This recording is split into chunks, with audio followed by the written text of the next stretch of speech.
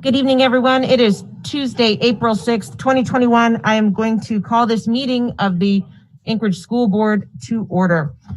I have all members present in the boardroom with the exception of board member Hildy, who is joining us by Zoom. And I have Dr. Bishop here with us as well. We have a quorum. Everybody's here. Next up is our flag salute. Member Holloman, welcome back to the boardroom. If you'd please get us started.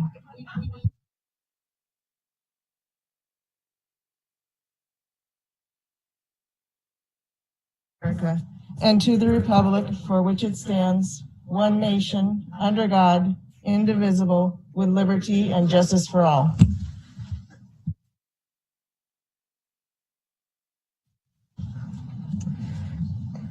We want to welcome you to our meeting and thank you for attending and supporting the work of the Anchorage School District and this board. The board thanks our students, parents, teachers, staff, school business partners, and the entire community for your investment in our district with your time, your talent, and your tax dollars. Before we begin, I would like to acknowledge with gratitude the Dena'ina people, both past and present, who have lived on these lands since long before Anchorage was here. May we all be good stewards of these lands. Chinon. Next up is the approval of the agenda. Are there any changes, modifications, anything like that that any member wishes to propose in this moment? Member Marcet? Yes, I would like to add to the non-action items. I would like to have a discussion on the proposed discipline policy. Is there a second? Second. Is there anybody opposed to adding a quick discipline policy update to non-action? Seeing none, we have an amended agenda. Is there any board member in opposition to the agenda as amended? Seeing none, let's do this. Next up is our community engagement. We do not have a military report today. Student advisory report, I do not see. Where's she coming? Emily. Oh, yeah, I see her as a guest. So I'll come back to her. I'll circle back around here in just a quick second, give her a chance to get on, our student representative to the board. Board conference and committee reports. They have not had any meetings. The next meetings coming up, communications meets on Tuesday, April 13th from 4:30 to 5:30. Finance meets Wednesday, April 14th from 12 to 1. Governance is scheduled for Tuesday, April 13th from 3:30 to 4:30. Community outreach for written reports. There were none posted, but was there a conference was submitted by Margot Bellamy? Actually, reports? I think there were two conference reports on legislative, the AASB Legislative Academy and the Council of Greater Schools legislative session. Thank you. Perfect. Thank you. And those are all written. Those are all attached to our board docs agenda. Student advisory board report. I don't believe there was one. I know you have one coming up, but Emily, if you just wanted to say hi, and if there are any updates, that would be wonderful. Thank you for joining us tonight. Yeah. So yeah, we haven't met very recently, but the last time that we did meet, we assigned some homework for having each school go over the anti-racism and equity policies. And so we have some news from our schools and some feedback for those when the time comes. And I will send the PDF copy of that to Ms. Grant as well to share. Thank you so very much. Looking forward to seeing all of that. And thank you for joining us tonight. Next up, we have public testimony. We have quite a list. So we know we're going to be utilizing both segments. We have an hour up at the top, and then we have more later on in the agenda. So I will read a quick statement. The board welcomes public testimony. We value public comment as it ensures that we remain aware of public thoughts, ideas, and concerns and informs our decision-making process. There's a 1 hour time slot at the beginning of the meeting. Testimony in excess of 1 hour will be heard at the end of the meeting or may be submitted in writing. Each person will have 3 minutes to testify. When 30 seconds remain, a chime will ring to inform you so that you can finish your sentence. And because we have so many people and quite an agenda, I will call out when time is up, but if I have to, I will end up having to mute you, and it is not personal. It is just to keep our everybody getting a chance to speak. Looks like our first few are in person. So the first one up, speaker number 1, and forgive me, Lena Lafferty. And then I believe speaker number 2, also in person, right behind that would be Jeff Lafferty.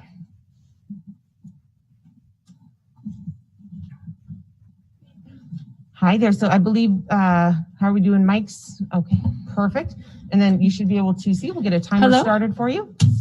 You have 3 minutes. Thank you for joining us. Okay. The floor is yours. Critical race theory. We have so much more to deal with than critical race theory. I read the paperwork, demographics by race and ethnicity. Where does it stop? Where does it start? I married someone from Kentucky. I'm Colombian. I wasn't born in this amazing country. You guys have to be so proud of this country. What blows me away is it's like you're trying to pull it down, and I don't understand why. Race does exist, and I understand it. But you guys are delving into my parenting. No one needs to delve into my parenting. I know how to raise my kids. 4 kids, 3 through ASD. Bartlett, service.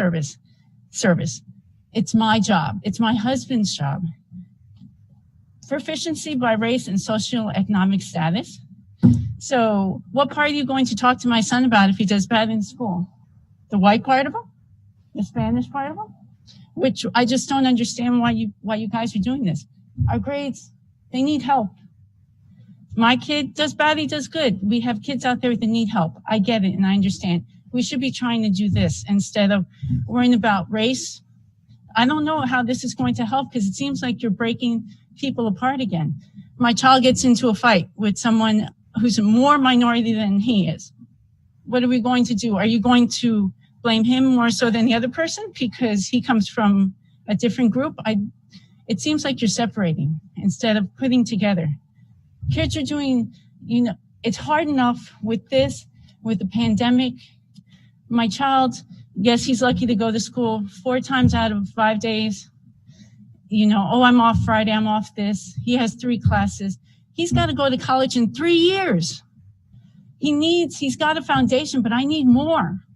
I need you guys to do more and not worry about this. It's my job as a parent to teach my child about this. Yes, this country was, founded, and there's some issues that have happened, and it's horrible. And we can't change it. What happened in the past? We go forward with trying to teach them. My job, not your job, to tell him this is bad, this is good. And Dr. Bishop, $15,000 you're getting a raise. I mean, that's amazing. No. $15,000. Point of order. Yeah, we don't do direct. Oh, well, I want to be respectful and talk to the person because I understand. Okay. So. Well, $15,000, it's ridiculous. Our grades still suffer.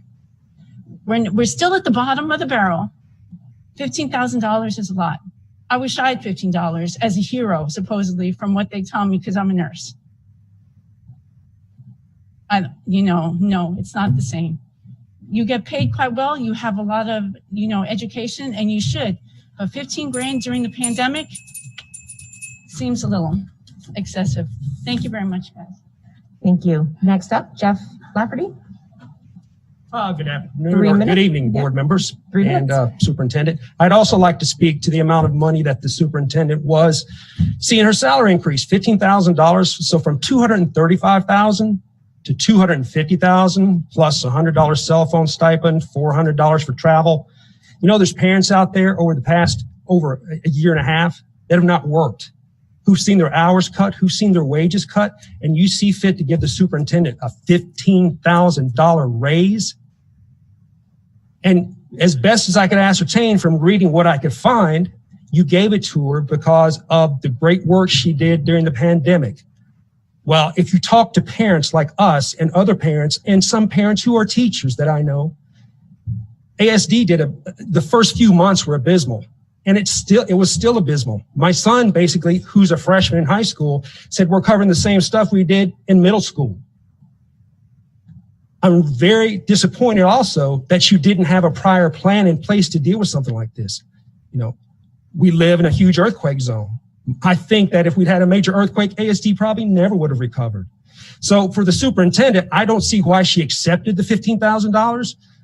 And if she did accept it, as she did, she should give it back. This is ridiculous. We're living in hard economic times here in Alaska, in Anchorage, uncertain times. We don't know what's going to happen tomorrow financially. The legislature, who knows what's going to come out of Juneau, the land of Mordor. So shame on you guys for doing that. And just real quick, critical race theory. I looked at the reading list, the suggested reading list on the equity page for ASD. Have any of you read those books?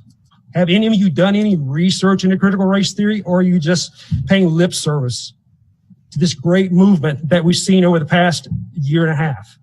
You know, critical race theory comes from the Frankfurt School, which all those guys came over here prior to World War II. They were all Marxists. So if this is what ASD is pushing, and if critical race theory is implemented, we've already planned to take our son out of ASD. We will suck it up and we will pay for private school. And I'm not the only one thinking like that. Other parents will go to homeschooling. Other parents will go to private school. And I think if you do implement critical race theory at the level that you want, I think you're going to see a huge backlash from this community, one that you haven't seen ever before. If you think the BLM demonstrations were bad last year, well, go ahead and open up that can of worms.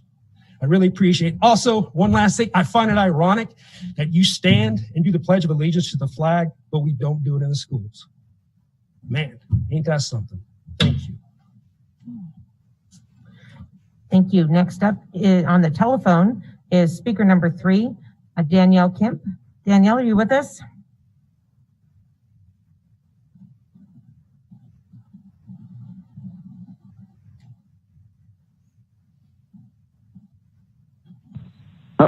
Can you hear me? Yes, we sure can. Thank you for joining us. You have 3 minutes. All right. And the floor is yours. All right. Good evening to the board, and thank you for this opportunity to speak. My name is Danielle Kemp. I'm a retired Army combat officer, music teacher here in the ASD, and father of 2 ASD students. I'm also the co-founder of a brand new nonprofit called the Alaska Coalition of BIPOC Educators, co-chair of the AEA's Human and Civil Rights Committee, and chair of the NAACP Anchorage's Education Committee. Tonight, you will hear support for the ASD's new anti-racism and instructional equity policy from people in organizations who represent those populations most negatively impacted by racism and inequity. Our Black community, Hispanic community, Asian community, Indigenous community, and our Pacific Islander community. Organizations such as the NAACP, Alaska Coalition of BIPOC Educators, and the Anchorage Education Association. You will also hear opposition tonight from those who are also negatively affected by the racist and inequitable status quo, but who wish to conserve it nonetheless. These regressive attitudes and actions must not succeed. It is because of the status quo that the district has a high percentage of academic and achievement gap between its white and non-white students.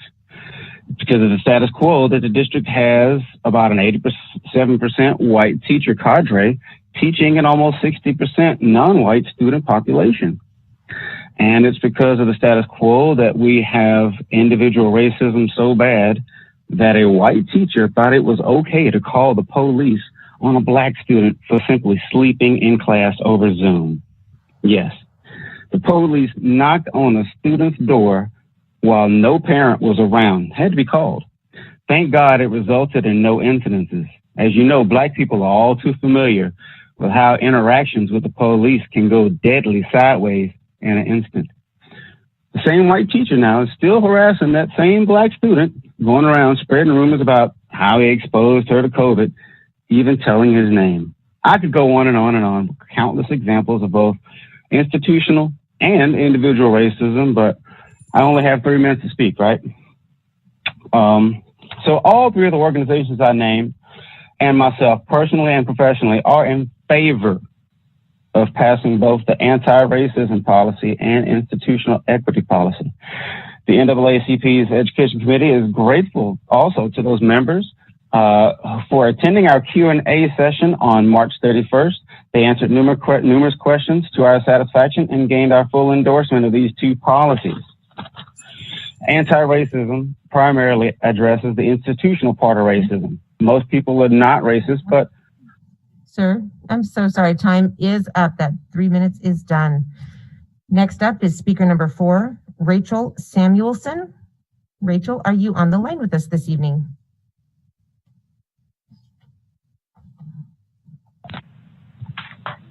Hi, I'm Rachel Samuelson, and I'm calling in support of the anti-racism and instructional equity policy. And I'm a white woman, a lifelong Alaskan, and I went to Baxter Elementary, Wendler Junior High, and East High School. I'm also a mom with 2 small children who will eventually enter the ASD. And I want my children to have something that I did not have growing up, a way to think about race and racism and talk about the ways the white people have benefited and people of color have not, to say the least. And I want them to be able to acknowledge racism and have words to talk about it.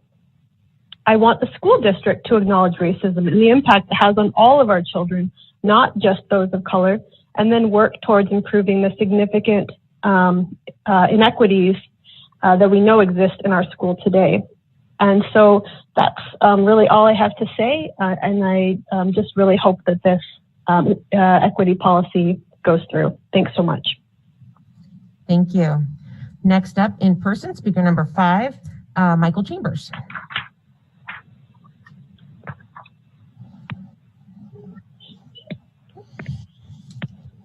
Thank you for joining us. 3 minutes and the floor is yours. Yeah, thank you. Critical race theory. This is a difficult issue for me to address because of the color of my skin, but I feel convicted to give testimony. If the board passes this policy, it's my concern that administrative regulations would be created that would promote an environment where groups of students are singled out and encouraged to articulate remorse simply because of the color of their skin. The larger question is why here in Alaska? For 25 years, I was a direct seller door to door. I've knocked on over 300,000 doors in Anchorage alone. And I'm very proud to tell you that I'm not only in love with Alaska, but I'm in love with Alaskans, as we are the most diverse ethnic society on the planet Earth. On occasion, I visit my daughter in Southern California. Their society is massively segregated, unlike Alaska. We should be teaching them race theory, not the other way around. Additionally, I was fortunate to be drafted in the U.S. Army. The Army reinforced a universal truth, and that is the only skin color the Army advocates is green. Later in life, I served Alaska as an educator in Delta Junction and Fort Greely. My mission as a teacher was to do everything possible to meet the individual needs of all students, no matter what race, gender, or income. It was my responsibility to elevate their opportunity to learn purposefully. I am certain if there was a Hippocratic oath in education, this is it. If there is racial or gender bias in education, the current board policy, BP 1410, is substantial to address this issue at the teacher administrative level without any social manipulation of our children. Regarding the issue of equality versus equity, equality is a universal truth for equal opportunity. It is the foundation of our state constitution and U.S. Constitution.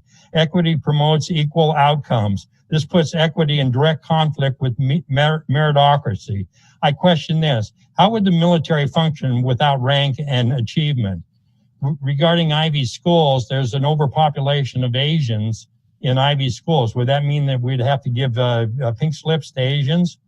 The major obstacle for equity is the reality in a free society we have free will. With free will comes the full gamut of highly motivated or disinterested individuals and a whole host of bad choices. In order to have equity, I ask, will administrative policy advocate the financial blunder of highly motivated individuals to subsidize the unmotivated? In summary, both critical race theory and equity are strategies of nature to divide. We should have no refuge in this school system. If these policies are enacted, it is my prediction that you will continue to lose students because of a vast number of parents who have had enough, and they will remove their students from this biased form of indoctrination. In conclusion, if this board wishes to fight discrimination, I encourage a resolution to the Alaska legislature to work on eradicating the Blaine Amendment from our state constitution. Its creation was blatant bigotry against Irish Catholics. Thank you for this venue. Thank you. Next up on the phone is speaker number 6, Rosalind Grady. Rosalind, are you on the line with us tonight? Hello. Hi there. Thank you for joining us. Hello. 3 minutes and the floor is yours. Hi, my name is Rosalind Gertie, and I'm an employee, a mother of 5, currently working on a dual degree to be a certified teacher, a member of the Education Committee with the NAACP, on the executive board at the Totem Association, and the co-founder of the Alaska Coalition of BIPOC Educators. For those that don't know or need to hear what BIPOC means, that's Black, Indigenous, People of Color. I'm speaking tonight to many. First, thank you to those school board members that recognize the need for change, to policy, and committing to the work of building an anti-racist school culture. Our students are not being represented through education and staffing in a district that is heavily diverse. But once we reflect that, our kids will be able to say, there's a leader that comes from my background or shares my lived experiences. I can do that too. We must continue to work towards dismantling racist policies and ways. School to prison pipeline exists, and that's a fact. A lot of this does start with education. Education is not the root of all equity gaps, but it can and should help to lessen those gaps. Equity gaps between students based on their race, ethnicity, and income persist and thrive at our district. And the first step to closing these gaps are to realize where they begin and why. There are differences in our district, and our school board is ready to eliminate those differences. This is a new Jim Crow era we are in. It is called the mass incarceration of the age of color blindness. I heard the school district is trying to put away the white culture. That is impossible. And ultimately, not all white people are racist. But when you see someone saying these policies will devastate our school and harm our children, I can only assume that you are suggesting without this policy that those that need it the most don't matter. This policy can't solve racism and societal inequity on its own, but it can help the necessary steps to be a part of the solution. This policy could advocate for the more support of early childhood education and K-12 programs, which has proven to help equity gaps. This policy could help do more to support and help BIPOC students become teachers and provide the roots for professional development. You say race isn't an issue, but listen to the tone of your voice. Parents, people, and employees who say race isn't an issue, listen to yourself. You say that you want to teach it, but you have so much hate in your tone. One kid went to this school, the rest went to these. Listen to your tone. Are you angry because we want change? Well, let's bring it. The United States of America is trying to implement, and I want you guys to do this. My 5 children and I are here to support. Please and thank you. Have a beautiful evening. Thank you. Next up is speaker number 7, Celeste Hodge Grouden. Celeste, are you with us tonight? Hello. Hi, thank you. You have 3 minutes and the floor is yours. Good evening, school board members and Superintendent Bishop. My name is Celeste Hodge Grouden. I am the president and CEO of the Alaska Black Caucus. I am testifying tonight to urge school board members once again to vote in favor of the anti-racism and instructional equity policies. The Anchorage School District's own statistics show alarming gaps that can only be addressed by adopting these policies to combat systemic racism. For the life of me, as shared before, I don't understand why we're continuing to discuss these policies. Over the past decade, schools and districts, both nationally and internationally, have moved past systemic racism denial and have written and adopted policies to address racism, discrimination, and inequity. As someone who attended school here, discrimination within ASD is nothing new. In fact, it's been here so long, many of us are numb to it and see it as business as usual.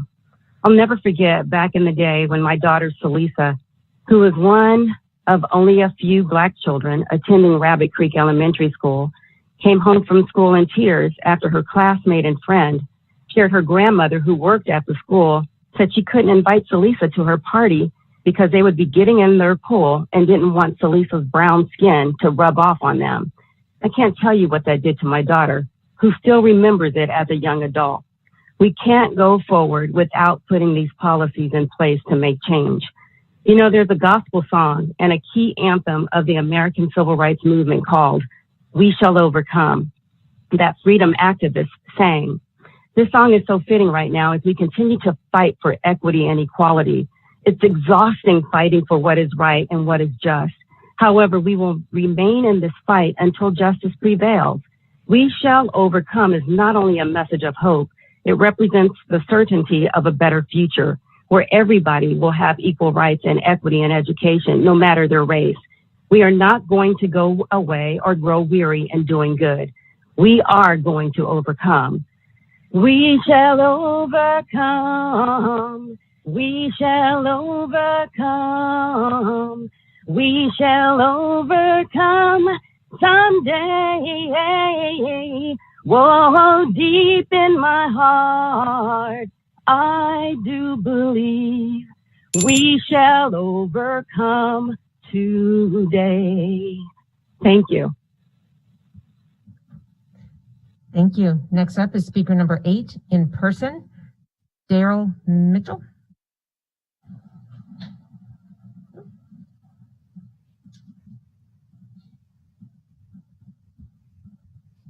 Thank you for joining us. You have 3 minutes and the floor is yours. Thank you to the board members and those who are listening.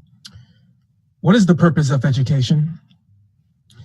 Not only the education here in Anchorage or even America for that matter, but education as a collective global.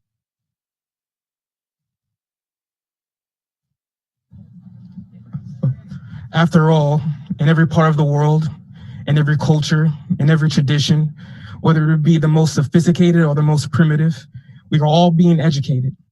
And I'm asking presently, what is the meaning of this education? For what reason are we being educated at all? Of course, there is the teachings of language, mathematics, science, history, geography, arts, and so on. And in some form or another, all of these teachings have a technical use, for one needs to know certain things in order to function in daily life. But apart from these fundamental aspects in our present day curriculum, what is the role of education? Is the purpose of education to help prepare the student for life? And if so, what is involved in such a preparation? Is not the overall implications involved in this preparatory education conformity? The parent or the teacher being the one who knows is to educate the child to conform or to yield to a standard, to a certain way of doing things, to a certain system. And the adult has also been educated in the same exact fashion. Now, is this the purpose of education? To educate one another to conform to a certain pattern of thinking, to a certain ideology, to a certain way of living? Is our role as educators to mold and or shape the child to fit in within the status quo of modern society and to also strive to succeed within these so-called social norms? Being that we are educated to conform, what exactly is implied in conformity? Is not what is implied in conformity the general compliance to a pre-established authority? And when there is such a compliance to any form of authority whatsoever, there is inevitable fear, anxiety, loneliness, indifference, competition, violence, everlasting conflict.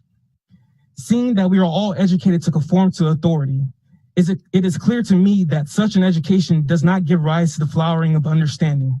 It does not allow absolute freedom to discover something new for oneself. It does not help the student nor teacher to comprehend the fullness of life and human existence, our relationship with one another in this marvelous earth. In such a learning, such a flowering, such a freedom can only come into fruition through the means of serious and direct inquiry into every aspect of our lives, which involves the questioning of all forms of authority. I will close with a question, and please ask this to yourself seriously and earnestly. Is not the true meaning of education to free the mind of all forms of authority so that the brain is unburdened and thus actively learning, functioning, and acting with supreme intelligence? Thank you. Thank you. Next up in person is speaker number 9, Susan Reed.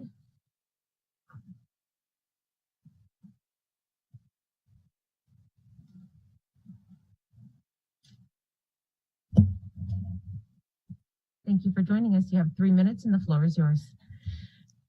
Good evening. My name is Susan Wingrove Reed, and I'm a graduate of East High, now proudly named Betty Davis East Anchorage High School. I moved a lot as a kid, military family, and I came to Anchorage in the 9th grade. After grad school, I came home to make a life in performing arts education. I'm a retired choral music and drama teacher from the ASD, 27 years, 17 of them at Bartlett, and I'm honored to be back in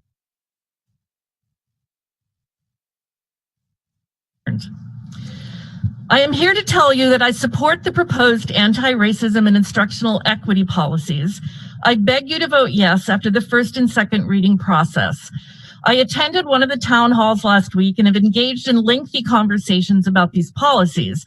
All I can say is it's way past time to take this step. And after adopting them, we must craft and implement an action plan and evaluation standards. It's urgent to acknowledge and commit to end systemic racism, upend systems that have historically allowed suppression, hate crimes, the very real school to prison pipeline, racism in schools and communities. Yes, even in Anchorage. Feeling isolated during the hunker down, as we all experienced, I also felt helpless on the death of George Floyd and the resulting international outpouring. That is when I became an ally with the Alaska Black Caucus, and I'm now a member, plus I serve on the Education Committee. Last February, before COVID hit, I was lucky to be part of a project with the Anchorage Symphony, Shiloh Baptist Church, and others to celebrate the life and music of Florence Price, the first Black female composer to be performed by a major orchestra. I was then contacted for an interview by a group of roaming 8th graders for a history class. Tough questions. We had an amazing dialogue and an intense discussion how people of color have been ignored in classical music and in schools, and how that must change. What hurt my heart is that we were having this discussion in 2020. We are all equal is not really true in America. Acknowledge racism, expose our kids to silenced voices and new role models. It's a big challenge. And just as important, we need to make it safer for our students to speak their truths. You may believe that is happening, but I know that some of our students are afraid to share their experiences. The incredible diversity of our student population is a treasure. Representation matters, and we need more teachers and administrators of color, more inclusivity in the curriculum. We can do better so that every child is encouraged by our hardworking teachers and staff to dream and to speak, and inspired to work hard to pursue their passions and soar. Thank you. Thank you. Next up on the telephone, speaker number 10, Aiden Weitzner. Hello. Hi, thank you for joining us. You have 3 minutes and the floor is yours. Wonderful. Good evening, Anchorage School Board, and thank you so much for the opportunity to speak. My name is Aiden Weitzner, and I'm a member of the Alaska Black Caucus Allies for Change Education Working Group. I'm here today to commend your support and urge the adoption of the anti-racism and instructional equity policies. Now more than ever, students and families of color in our community need to be listened to. And not only that, but action must be taken. No student should have their education hindered, especially not because of the color of their skin. This policy is not about regulating the way our children think or behave, but instead allows for the creation of a safe space to discuss issues that truly affect us all and are important to discuss.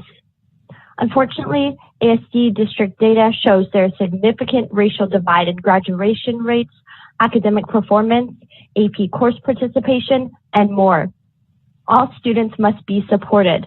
We must work on honoring our diverse student makeup and recognize the immense potential we have to learn from one another. Acknowledging our differences should not include discrimination against one group or build up hatred. Instead, differences should be celebrated. Bias incidents in ASD still occur at alarmingly high rates, and this is a sign of a deeper school culture. Classrooms must be transformed into spaces where bias incidents are dealt with swiftly. We must show students that behavior such as racism cannot be tolerated to the slightest extent, not only for the perpetrator, but also so the victim knows they are able to feel safe in their own class. Incidents should be transformed into teachable moments and show that we hold our students to a higher standard. Saying that we will take accountability in writing is one thing, but action is another. This change will take time, and these policies are urgently needed to begin the real fight to eradicate racism in the ASD. Examples of how action is being taken in the district must be shared with the community, and more open discussion with community members is needed beyond an annual equity report. Having the community understand what equity truly means is also a concern. Historically, marginalized groups need more support in order to establish equity, but this does not mean that white people will be at a disadvantage. We must acknowledge the institutional discrimination that has been woven into our lives and that white people have historically benefited from it. And we must take action to make change. Thank you. Thank you. Next up on the phone, speaker number 11, Dr. Paula Williams. Dr. Williams, are you with us tonight?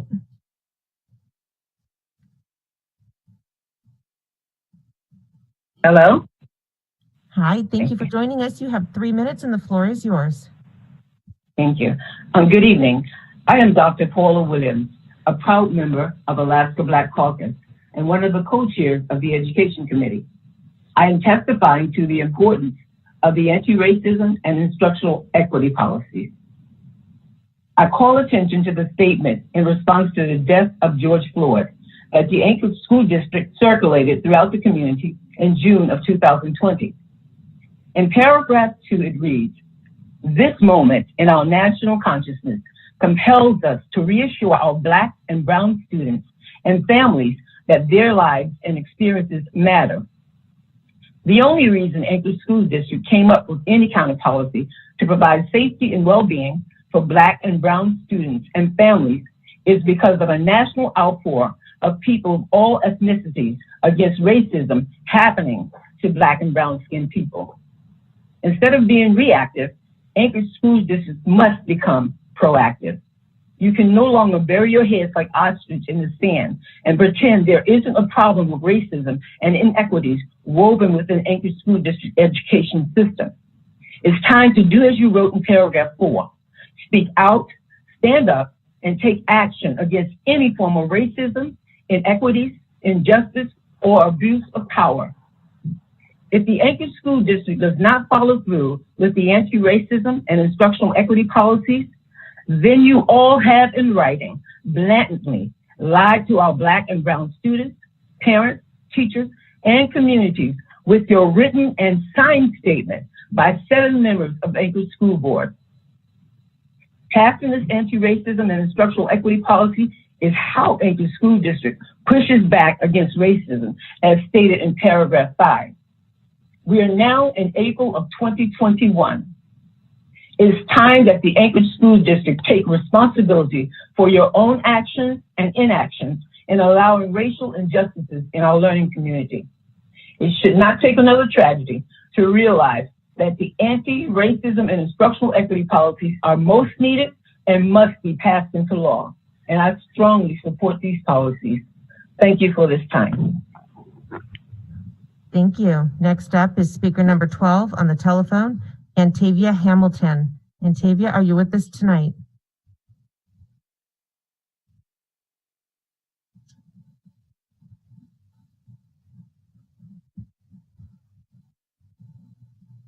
Antavia? Hi, my name is Antavia Hamilton, and I taught with the Anchorage School District from 2012 to 2016. I'm here tonight as a member of the Alaska Black Caucus and a community member in support of the anti-racism and instructional equity policies. These policies are needed to establish a new foundation of inclusivity where all people in the Anchorage School District are welcomed with dignity and can access opportunities to succeed. Having these policies in place will encourage an open dialogue where BIPOC and all people speak up against racism, raising awareness, understanding, and it is my hope leads us to solutions. ASD's data in the areas of literacy and disciplinary actions indicates the need to better support BIPOC students within the district. While the numbers themselves do not provide a full picture, it does provide clues as to how subtle forms of racism is experienced by the BIPOC community regularly and the cumulative effects it has on success rates and specific demographics over time. Though these concerning numbers were reviewed by schools, the school board, and the district many times in recent years, the data continues to suggest a lack of understanding of the needs of BIPOC or how systemic racism presents itself in an educational institution. Establishing a district-wide anti-racism and equity in education policy is a step towards celebrating the diversity in the Anchorage community and providing an educational environment where all people thrive. BIPOC representation at all levels is important for this to occur, and having such policies in place, such as the anti-racism and the instructional equity policies, would provide support for BIPOC people who have much to contribute to the discussion. I'll share my personal story. When I first began at ASD, there was BIPOC representation at all levels of the school that I worked. Where I worked was and is well known for its diversity. Those who facilitated educational activities for the betterment of the educational experience of all involved at the school were from various backgrounds. At that time, there were at least 6 Black identifying teachers on staff. Today, there is only 1 Black identifying teacher on staff. From speaking with my former co-workers, I learned that several BIPOC educators, counselors, and auxiliary staff from the school identified racism as one barrier to success faced by the diverse student population. They were able to identify this as they had experienced it themselves during their career, as did I. Some of my friends have spoken with evaluators, union reps, human rights advocates, and school administrators, only to note that the more that they advocated for students and themselves and others, the more they were subjected to hostility from administration in the form of microaggressions. The downward trend in diversity and the hiring and retention of certificated staff and the department. I'm so sorry, your 3 minutes are up. Next up, we have speaker number 13, Megan Holton on the phone. Megan, are you on the line with us tonight? I am. Hello, good evening. My name is Megan Holton, and I am speaking in support of the proposed anti-racism and instructional equity policies. I'm with Alaska Black Caucus Allies for Change Education Committee. I've testified before on the need for the policy, the data supporting these outcomes, and my own experience. However, today I'd like to speak about how the town halls earlier this week showed me that the school board members, principals, and teachers are already doing good work on multiple levels to reduce racism and its impacts in our schools. However, it shouldn't be up to individual leaders to address racism. That isn't the systemic change we need. These two policies work together to provide a framework for the current work that's going and the efforts of others to follow. The proposed policies will provide guidance for ASD procedures and the data needed to understand where that systemic change is needed. It is racism and not race of the students that causes these outcomes that we've heard about in previous testimonies. Therefore, we need to explicitly work on racism to eliminate these disparities. This is why the anti-discrimination policy isn't enough. It sounds like from some detractors that their concern is that white students will be vilified in this policy. This falls into the same trap that is the race of students that is causing the problem. However, as a white student who graduated from West High in 2000, I would have appreciated learning about systemic and institutional reasons for my privilege and how to be anti-racist through my actions. Without this framework, individual students are left thinking one individual is responsible for the deep history of trauma in our country. It takes collective action to address this history. I have been taught by our dominant culture that anti-racism work is hard and these are tough conversations and racism is intractable and complicated, but I don't think it needs to be. The choice here is simple. School board members, please pass this anti-racism plan, track how you are doing using the instructional equity report, and take your guidance from students and people of color, and we will start to see the change that we want to see. Thank you. Thank you. Next up in person, speaker number 14, Keith Johnson.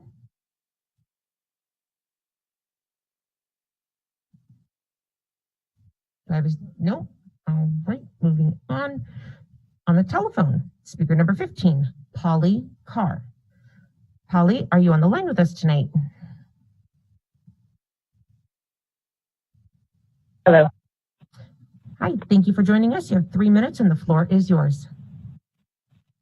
Thank you. Good evening. My name is Polly Carr. I am a white mother to a white 10-year-old daughter in the Anchorage School District. I enthusiastically support the ASD anti-racism policy and instructional equity policy. Racism exists in our society, institutions, and interpersonal relationships. Our country was founded on racism and the colonization of Alaska's indigenous peoples. That history continues to manifest today in the form of subtle, aggressive, or violent behaviors, policies, media, and messaging, and throughout our education, governance, and justice systems. In Alaska, this has led to inadequate or absent coverage of the true contributions, history, and current realities of indigenous peoples, and has created barriers and led to the unfair treatment of communities of color.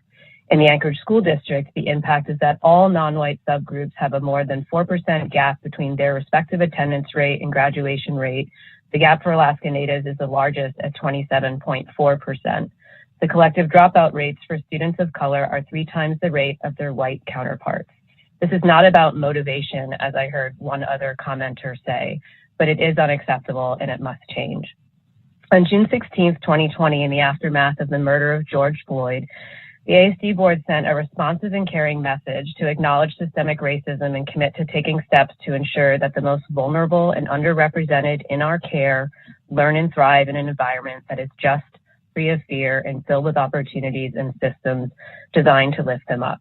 This week, during the trial of George Floyd's murder, Black and brown children and adults are re-traumatized. This brings renewed urgency to pass these policies.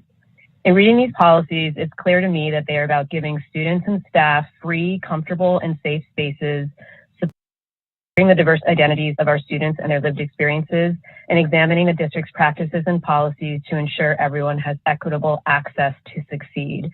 That is something I want my daughter to learn about and be exposed to.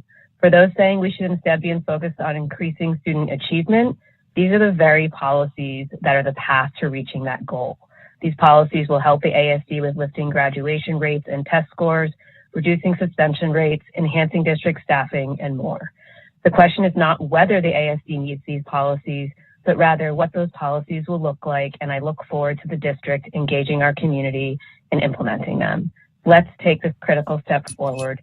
Thank you all. Thank you. Next up in person, Taylor Mitchell.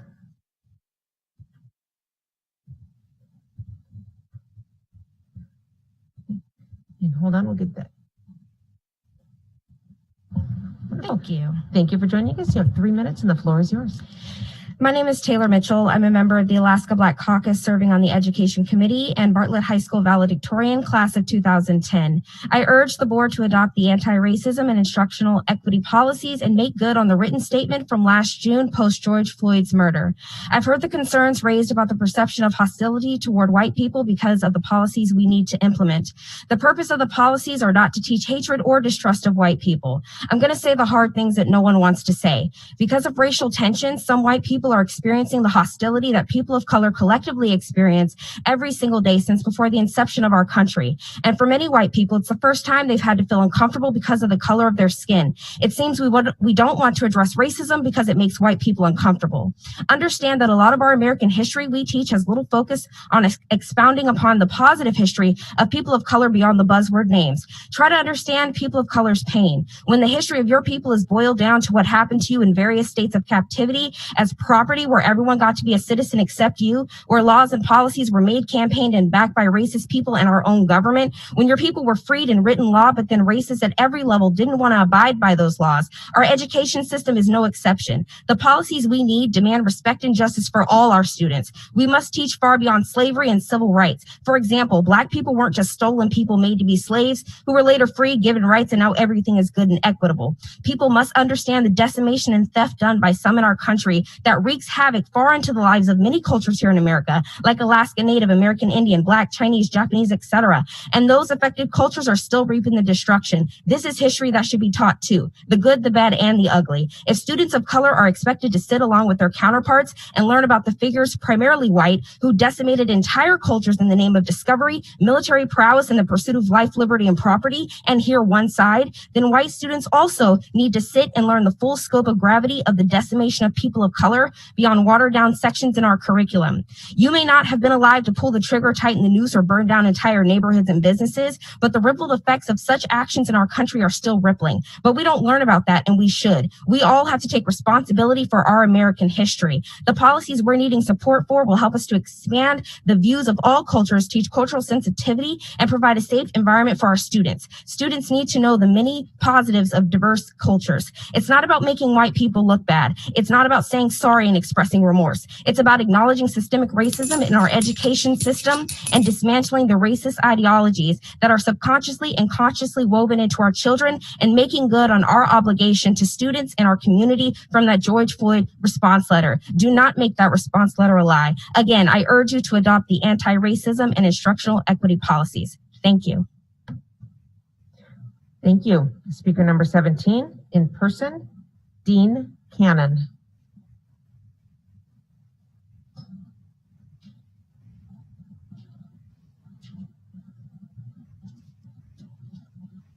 Thank you for joining us. You have 3 minutes and the floor is yours. I feel the radicalism. Let's call anti-racism and equity training by its real name, critical race theory. Critical race theory is an offshoot of Marxist critical theory. Yes, it really is. Its purpose is to divide people along class and ethnic lines to usher in a workers' revolution. I've heard some ASD teachers, admins, and candidates for school board mislabel this as critical thinking. It's not critical thinking. Critical thinking came from the Enlightenment, which tells us things like the earth is round.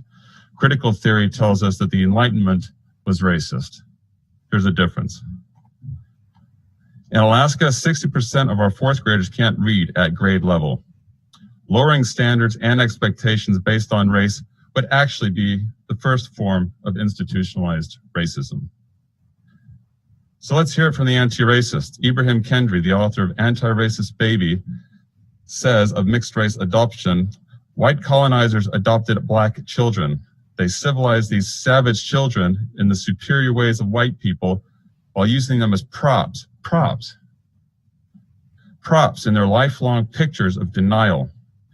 One BLM founder says white people are genetic defects and should be wiped out. She goes on, whites are subhuman and a genetic defect of blackness. This, she says, is factual. The founder says she is a trained Marxist who wants to disrupt the nuclear family. So these are the people leading the movement.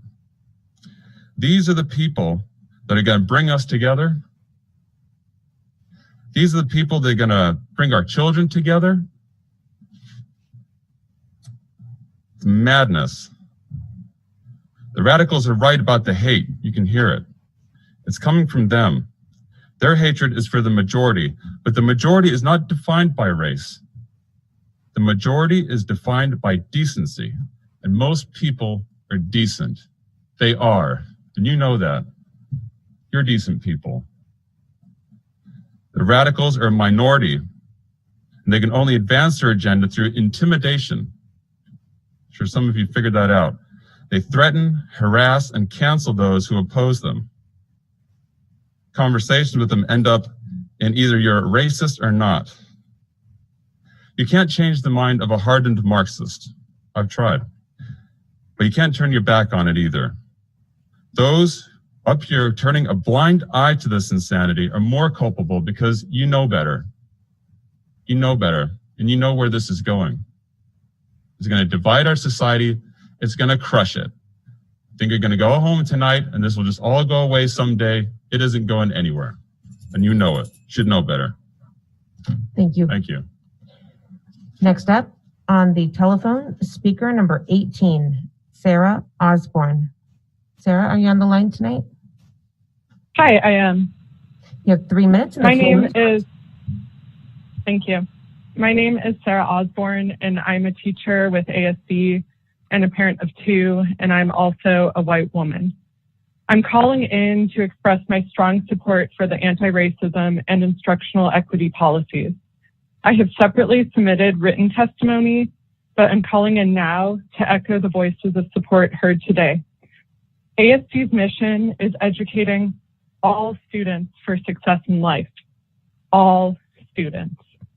It is essential that we live up to that mission and begin to address disparities in relevance, representation, discipline, and equity within our schools by passing these policies. It is a long overdue first step toward fulfilling our mission. Thank you. Thank you. Next up in person, speaker number 19, Kevin McGee.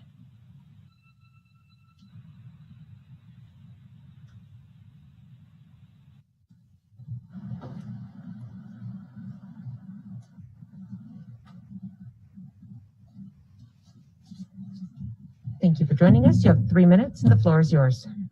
Good evening, distinguished members of the Alaska School Board. Good evening, Superintendent Bishop. My name is Kevin McGee. I'm a 20-year retired Army veteran, combat veteran. I'm also the president of the NAACP here in Anchorage, Alaska. This is not about indoctrination or convincing kids how to think, but giving them free and comfortable spaces to have conversations about things that are important to them. It is very important that these policies get off to a great start, as they will provide the general framework and guidance that informs eventual anti-racism procedures. The question at hand is not whether the ASD needs an anti-racism policy and instructional equity policy, but rather, what will those policies look like? This is not debatable, as too many people of color have reported incidences of racism and or discrimination in ASD. I would also like to make it known that I'm a proud father of 3 children who all graduated through ASD. My oldest graduated from West High, went on to graduate from Johns Hopkins University. My middle daughter graduated from East High, went on to now be a senior master sergeant in the Air Force. My youngest graduated from service. Boy, West, East, and service. He is now living in an assisted living home because my youngest is severely autistic and disabled. To dismiss these policies is to effectively dismiss the thoughts and concerns of all people of color in our ASD community. Being anti-racist is fighting against racism. Racism takes several forms and works most often in tandem with at least one other form to reinforce racist ideas, behavior, and policy. The end result of institutional racism in ASD is that all non-white subgroups have more than a 4% gap between their respective attendance rate and graduation rates. Alaska Native gap is the largest at 27.4%. The collective dropout rates for our students of color are 3 times the rate of their white counterparts. This is absolutely unacceptable and must change. Thank you. Thank you. Next up is speaker number 20, Whitney Wigrin. Whitney, are you on the line with us tonight?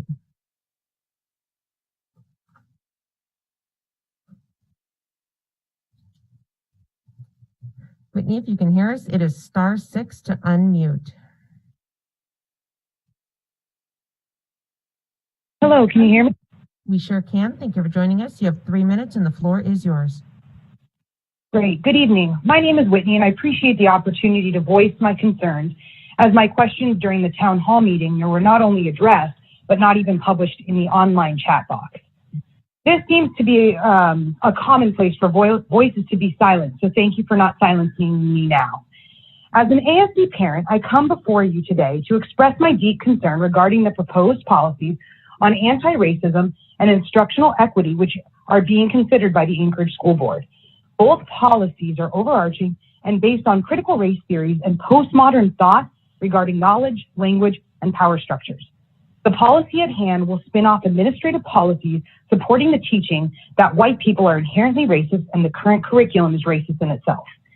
We use the use of positive racial discrimination in institutionalizing the oppressor-victim narrative is simply terrifying. These policies will devastate our schools and ultimately harm our children. Critical race theory aims to set up a permanent group conflict, and it's working. How do we know? Well, turn on the TV, pick up a paper, or jump on social media. There are more intergroup attacks and devices now than there has ever been. How do we know it's authoritarian and anti-democratic? Because good and decent people have become too afraid to speak out against it. Have you noticed that the people who bring us this tolerance and inclusion also strangely happen to be those same people that bully, intimidate, and terrorize people who don't agree with them? If not outright physical attacks, the new tolerance and inclusion crowd seeks to have people removed from their jobs, online platforms, or otherwise discredited and canceled in all aspects of life, simply for the crime of disagreeing with them. It does not sound inclusive or tolerant to me, does it?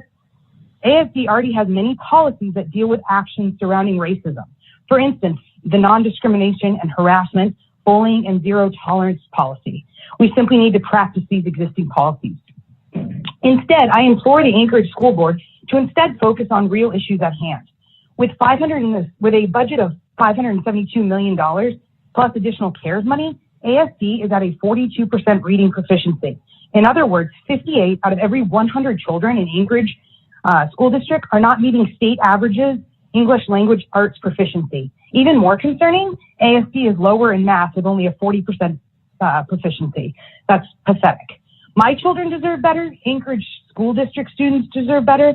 So Anchorage School Board members, just do better. Instead of wasting time on the proposal of the hyper-politicized critical race theory, fix the real problems at hand instead of creating more. Thank you. Thank you. Next up is speaker number 21, Stacy Lang. Stacy, are you on the line with us tonight? Hi, can you hear me? We sure can. Thank you for joining us. You have 3 minutes and the floor is yours. Thank you. I appreciate the opportunity to speak tonight. My name is Stacy Lang, and I come before you to express my deep concern regarding the anti-racism and instructional equity policies and how these policies will eventually impact administrative policies that support the critical race theory. Last week, I attended one of the town hall discussions where Margot Bellamy stated that she has read critical race theory books for her own personal edification. However, she denied that any of the critical race theory books influenced her when drafting up the anti-racism policy draft. I find that really hard to believe considering the fact that all of the books posted on the ASD's website have a bias towards critical race theory. I was also disappointed that none of the 5 questions that I submitted during the town hall were discussed. Wasn't that the purpose of the town hall? To answer questions about these policies from concerned parents, not just ones that praised these particular policies? For those that are uncertain of what critical race theory is, the definition of critical race theory is that in America, the law and legal institutions are inherently racist, and that race itself, instead of being biologically grounded and natural, is a socially constructed concept that's used by white people to further their economic and political interests at the expense of color.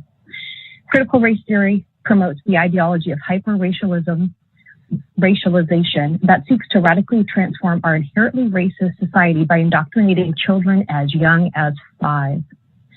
Under critical race theory, white children are taught self-loathing and Black children are taught to embrace victimhood. And this is all taught under the guise of equity. We can do better. One of the books included on the ASD's website is entitled White Fragility. For those of you that are talking a lot about inclusivity and equity, I would encourage you to actually read White Fragility, and soon you'll find that it's anything that is equitable. In White Fragility, we learn that all whites who reside in the United States are racist. The author, Dr. Robin DiAngelo, states, "When I say only whites can be racist, I mean that the United States only whites have the collective social and institutional power and privilege over people of color." On page 63, we learn that traditional family values are racist. DiAngelo explains that the romanticized traditional family values of the past are also racially problematic. We can do better. Lastly, we learn that capitalism and democracy itself are racist. According to DiAngelo, examples of ideology in the United States include individualism, the superiority of capitalism as an economic system and democracy as a political system, consumerism, and as a desirable lifestyle and meritocracy. These are just a few examples of the harmful rhetoric that is in one of the books listed on the ASD's website. The ASD has a credibility issue. If you were really interested in imposing anti-racism policies that help bring unity versus dividing, then there would be other books that wouldn't just support critical race theory. Parents should be in charge of their children's moral and ethical education. I'm sorry, your 3 minutes are over. We've got time for one more speaker.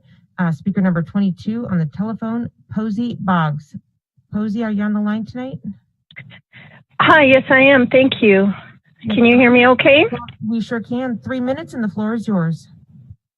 Thank you. My name is Posey Boggs, and I am on the NAACP Education Committee. And we've been working on a reading lab because the necessary impacts on people of color in education. We do have a practice of racism in Alaskan society. Remember the saying, don't judge me until you've walked a mile in my shoes. When you deny racism exists, you're pretending everyone must look only out of your eyes and see only what you see, what your lived life is. So denying racism is just ridiculous. It creates a racial caste system that relegates people of color to the bottom tiers, imposing second-class citizenship. And it continues to permeate the social fabric of schools and districts, and it often goes unrecognized, denied, and unaddressed. Here's an example of how insidious racism is, even in educational curriculum. Even though Anchorage does not use this curriculum, I want you to have an example. Fontes and Pinnell's leveled literacy intervention has a huge market share, and yet it's been demonstrated to be infused with racialized representations of students that perpetrate these ideologies of racism. It's an article, a study from the Journal of Curriculum Studies was titled The Hidden Curriculum of Reading Intervention, a critical content analysis of Fontes and Pinnell's leveled literacy intervention. In May of 2019, the researchers found that a review of the intervention revealed that, get ready for it, it's a big number, 70% of the fiction stories in Fontes and Pinnell curriculum represented people of color as inferior, deviant, and helpless. That's the message these children are receiving. While 100% of nonfiction Fontes and Pinnell books present whites as heroic, determined, and innovative and successful. Think of the message that is being perpetrated here on our children of any color. On another front, white kids with reading struggles get help. They are identified as specific learning disability and special education, or they have parents who can pay for tutoring. Yet Black and Hispanic kids get identified, even though they have reading problems, as behavioral problems, and they never get help in reading. To propose... Sorry, time is up. I'm so sorry. So that is going to bring us to the end of our first hour of public testimony. We will pick it back up after our non-action items. Just want to remind everybody who is listening and watching, as well as the board, that we have written public testimony that we have received through email that is attached to the written public testimony out on board docs for everybody to read. Next up on the agenda is our superintendent update. And at this time, I would like to turn it over to Dr. Bishop. Thank you, Madam President. I just have a brief update for the board. There has been some just general questions in regard to assessments, and I wanted to update you on what is actually occurring presently and understanding our previous discussions in regard to the data that we can use for the board goals. So right now, then I'll go into graduation updates, but right now, the There is an open window in the state of Alaska for the PEAKS assessments, and our kids are taking them. They started on March 29th, and these will be going through April 30th. And it does have a larger window due to these assessments being taken online. They are a requirement in regard to the state receiving federal funding. And as you know, through the pandemic, there was quite a bit of lobbying to not have these, but I think that this is a way for the state to get a baseline of where learning is. For English language learners, their state assessment is called Access, and it's open from February 1st to March 31st. Both of these, again, are administered in person per state guidelines. And as you understand, the pandemic will have a significant impact on the participation rate itself. So if you're in at-home learning but do not want to come into school to take them, then you would have a waiver. The dynamic learning maps is the testing window March 15th to April 30th, and it is also required by the state for in-person only. These are grades 3 through 10 for those statewide assessments, but did want to share that.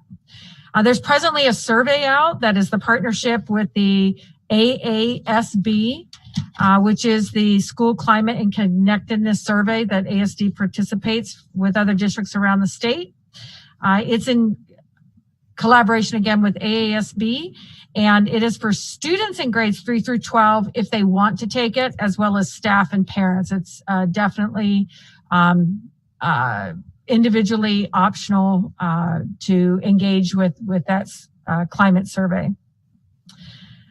The benchmarks are a little bit different, and these are generally used for our interim assessments to really see growth within the year. As you know, statewide tests come back generally late in the year, if not into the next year. The benchmark assessments really assist us with what kids need to know now and how much they've learned. FastBridge is the old AIMSweb, if you recall, for curriculum-based measures.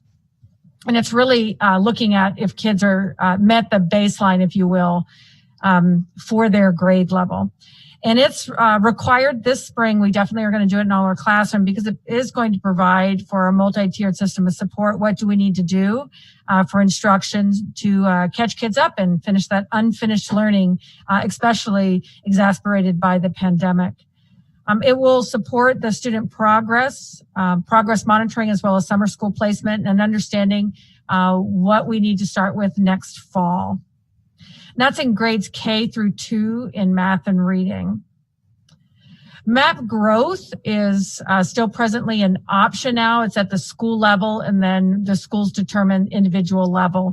And the reasoning that this was made optional is it really does come along the similar timelines of the PEAKS assessment. And we, in some of our secondary classes, we've only had kids back for 9 weeks. So we just didn't want to assess without teaching. And so we will get a stronger baseline moving into the new year. As you know, for the goals, we've reached back to the year prior so that we could have a full beginning, middle of the year, and end of the year to show growth and what we're doing in ASD that matters for children's learning. And then finally, the spring assessment that is going to provide some type of data in regard to learning this year is the iReady. And if you recall, we gave this online from home when school wasn't open. And that testing window is May 3rd through the 20th. Again, it's on a computerized test. It's in school. And it's required in the spring. This will be the only assessment that we've had throughout the year. It will be a little different because in the past, iReady at home, a parent might have assisted a child in setting it up. But all the testing parameters, protocols, we don't really have an influence on those. So this will be the first time within classrooms that the testing protocols will take place. And it's K-8 reading and math, and then grades 9 through 10 in reading. And then grades 11 and 12, if they're in tier 3, we call it in multi-tiered systems of support, really getting additional supports. And we will share those data with the board once those are complete. Of course, the testing window really continues through the end of the year, the student school year. Another item that was of interest is the graduation, and we will have a formal request. We've been meeting with the mayor and the health department team, and as you know, and we've shared, there is an emergency order that really limits in some different areas in the gatherings as well as the major events, limits the number of people who can be in one place at one time, and it is specific to food being served, food not being served, inside and outside. And so we're navigating these. Our request is simply going to be to have some type of a waiver as an educational activity. Although it doesn't fit into a sport and it's not a classroom, certainly graduation is a culminating activity. We feel very strongly that within our stadiums, the places that we are going to have the majority of these large scale graduations, many of the smaller ones with smaller number of graduates or smaller schools can still be held in alternate places rather than a field. But we can safely distance family groups. And so presently there are 2 tickets being offered, but we look to make that greater capacity according to the stadium in which the activity is going to be held. And so we will provide updates. We are looking to hopefully get an answer within the next week, but I know that that is really causing anxiety, stress, additional stress, hurt feelings.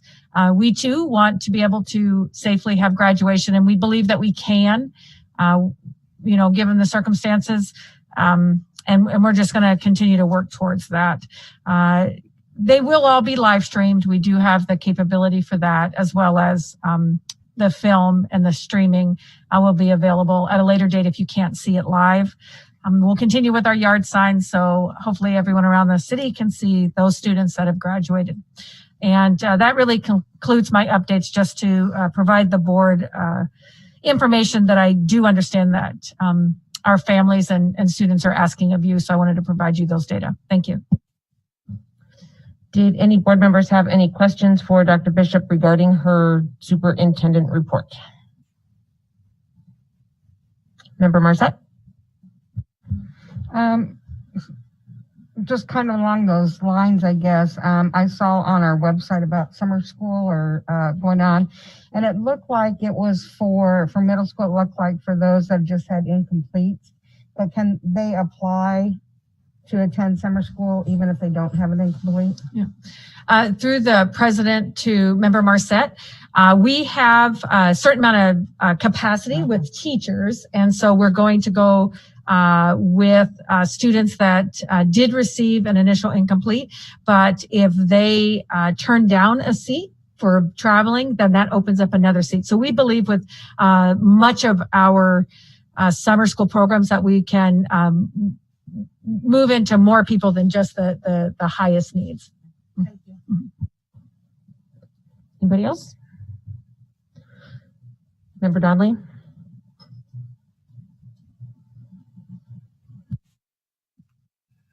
Dr. Bishop, at our work session, you mentioned that on the Office of Equity and Compliance website, you've added a few additional publications. Are any of them critical of critical race theory? Through the president to Member Donnelly, we can call those back up, but at this point in time, I don't believe any of those books are specifically on critical race theory that we added. Well, Dr. Bishop, can you explain why there isn't a single publication that is a contrary opinion to critical race theory, while there are multiple that are proponents of critical race theory? Madam President, point of order. Dr. Bishop's, state your point. Dr. Bishop's report was on assessment and graduation. How does it get now moved to, that was not in her report. I thought we asked her questions for her report. Point of order, myself. It's never been the policy that we were limited in what questions we asked the superintendent during this period. I've been here for 4 years now, and we've always been open to be able to ask appropriate questions, questions to the superintendent regarding what the administration's doing. When would we ask questions if not during following the superintendent's report?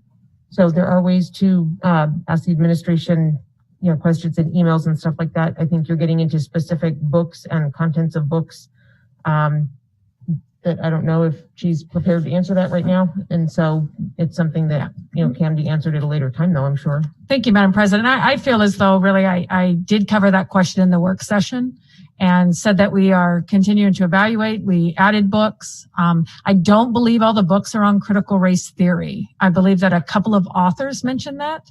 But again, these are recommended literature when you look up equity, and not all of them speak to that one theory. Others speak to other theories and economic theories. And so it is a list of interest. And I'm not so sure I can continue to answer the same question. Member Hildy? Just as a point of procedure, there was a point of order called. The chair said, state your point. She stated her point. Then Mr. Board member interrupted and called a different point of order. The board chair should resolve the first point of order, and then it would not be appropriate to have another point of order to interrupt a point of order. So if the board chair would resolve and decide the first point of order. The point is well taken. We've moved to another way to answer the question, and questions are to remain on this report. Thank you, Madam Chair. Are there any other questions for the superintendent? Point of parliamentary inquiry, does that mean that from now on we're not allowed to ask the superintendent questions if they weren't specifically the issue wasn't specifically brought up by her report? Because that's new. So the question was, board members, do you have questions for the superintendent based on her report? There are other places, generally in the agenda for other, conversations, whether it's non-action or action items, and then there's always email and other places. And so this is not to limit your conversation, but for right now, for this particular section of the agenda, that was the question. So is that the ruling of the chair that in the future we That is may the- not ask That is questions the ruling of the chair superintendent? in this right now. And as a board, which this board is going to have turnover and change, and they will get to decide how their agenda is going to flow moving forward after the new board is put together. Well, I appeal the ruling of the chair because it belies consistency. First of all, it's a change in our existing policy. And second, if it's based on just this one incident, then it's not a ruling on procedure at all. It's a ruling on this specific incident and not a ruling on procedure. So it's not a procedural point at all. Member Hildy. Thank you, Madam Chair. At this point, there's no board member who's not fully familiar with our board policies on how to ask questions, how to have them germane to agenda items, how to get items on the agenda. Every board member has adequate training on those. You can see how to ask questions in our board policy. If you're not sure on your private time, you could speak to the board president. I'm sure she'll provide additional training.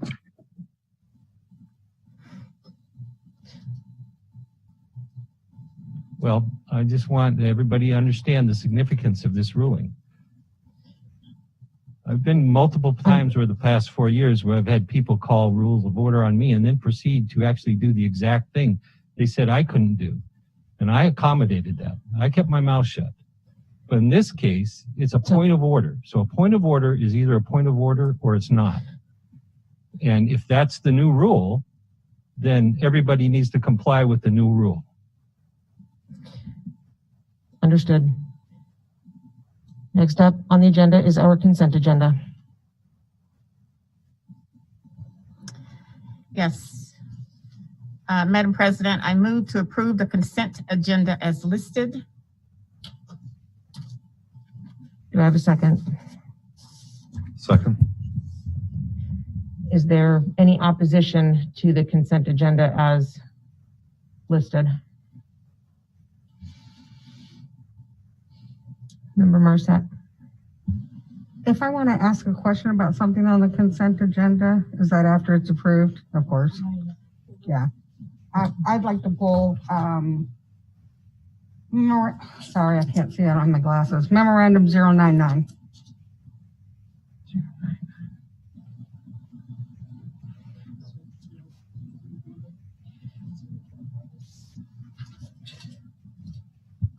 So we have a consent agenda with the exclusion of Memorandum 099. We'll move that down to action items. Is there any opposition to the consent agenda as amended?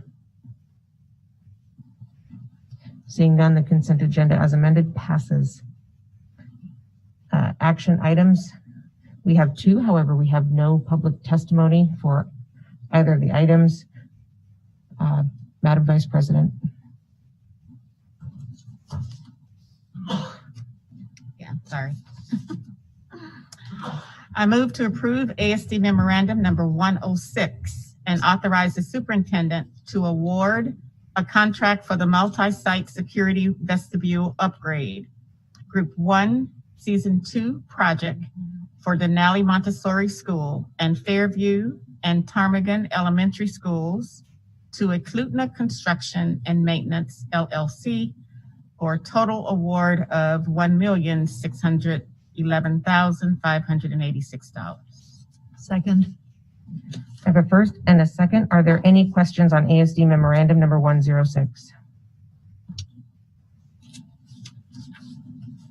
Not seeing any. Katie, if you could please do a roll call vote.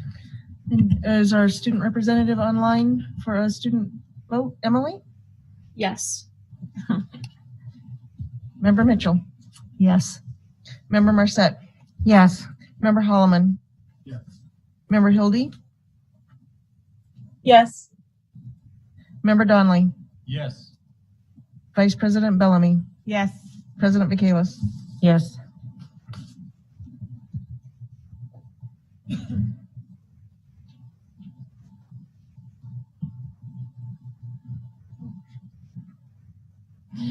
ASD Memorandum number 106 passes with 7 yeas and 0 nays, and that'll pop up on the screen for those watching at home.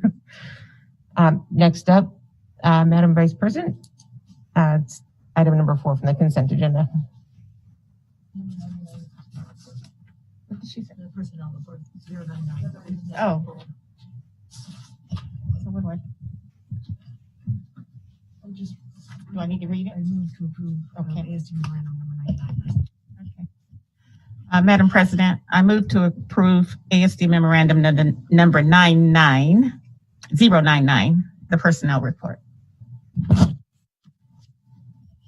Second. I have a first and a second. And Member Marset, you asked for it to be pulled if you have a question. I do, and I apologize for not posing this question earlier, but with talk of teachers leaving the district because of the pandemic, whatever, I just kind of wanted to maybe ask, are we seeing that? Are we seeing a higher rate of teachers leaving, of personnel leaving? It seemed like there were a lot on this list, but I can never tell. Through the president, to Member Marset, I would like to request assistance from our Chief Human Resource Officer, Matt Tieford. Thank you, Dr. Bishop. Through the chair to Member Marset, we're not seeing a significant increase over past years.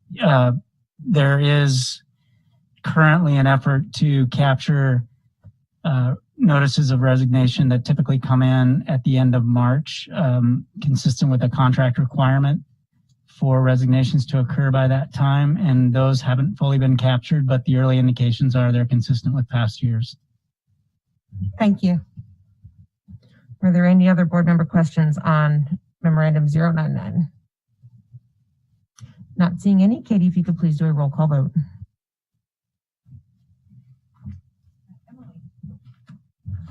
Emily, for the student voice? Yes. Member Donnelly? Yes. Member Hildy? Yes. Member Marset? Yes. Member Holloman? Yes. Vice President Bellamy? Yes. Member Mitchell? Yes. President Michaelis? Yes.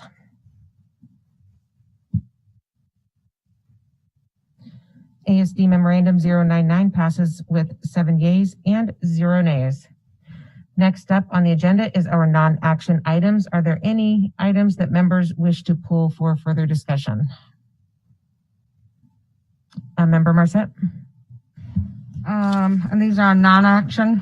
Yes, ma'am. I'd like to pull Memorandum 108, Memorandum 109, and the one that I added on the discipline policy. I called that item number 7. All right, is there anything else that board members wish to pull? All right, seeing none, we will start with item number 5, ASD Memorandum number 108. Madam President, I missed your hand. I'm sorry. Go ahead. Thank you. Could I pull 102 and 103, please? Got them. Thank you. All right. So I guess we'll start up at the top real quick with Member Hildy's. I'm assuming the two go hand in hand, but we're going to start with 102, which is the charter school amendment for family partnership. Thank you. I just wanted to make sure we had an opportunity to discuss these and kind of what has happened and address any board questions that might be out there. The superintendent's recommendation with this memorandum is to not increase family partnerships enrollment. It was doubled this past year, and they are, wonderfully trying to accommodate more students. But the recommendation at this time is not to. And I guess my question would be to the superintendent to share some of the reasoning behind that from the financial standpoint, and specifically to our board goals and really guardrails on lottery and choice application, how that fits in with them. Thank you. Through the chair to Member Hildy, in first response in regard to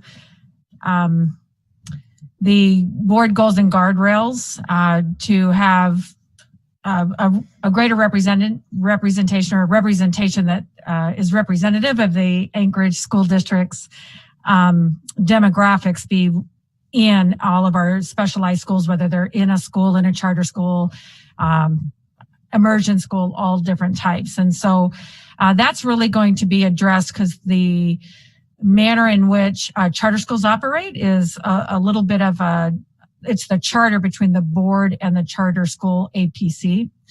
And so specifically, a few things came to mind in regard to my recommendation. Frontier and Family have done, and our longstanding charter schools in ASD, very successful, have done a really great job this year in regard to students during the pandemic.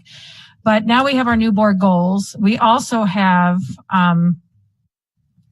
both of these charters coming for renewal next year to ask for a 10-year charter. And I think that that's an appropriate time to really have the charter schools assist with processes that will meet that board goal as well. So other schools, many of them that we can influence a little more than charter schools, because there are some idiosyncrasies in regard to charter schools. So that is one, one of the reasons. A second one is when ASD, when we did our budget with the board and really worked through our demographics moving into next year, we did estimate, so I don't want to confuse anyone, but if you look at this year, there was a budgeted number that really was an understanding from last school year in November time, believe it or not, in 2019, in November, we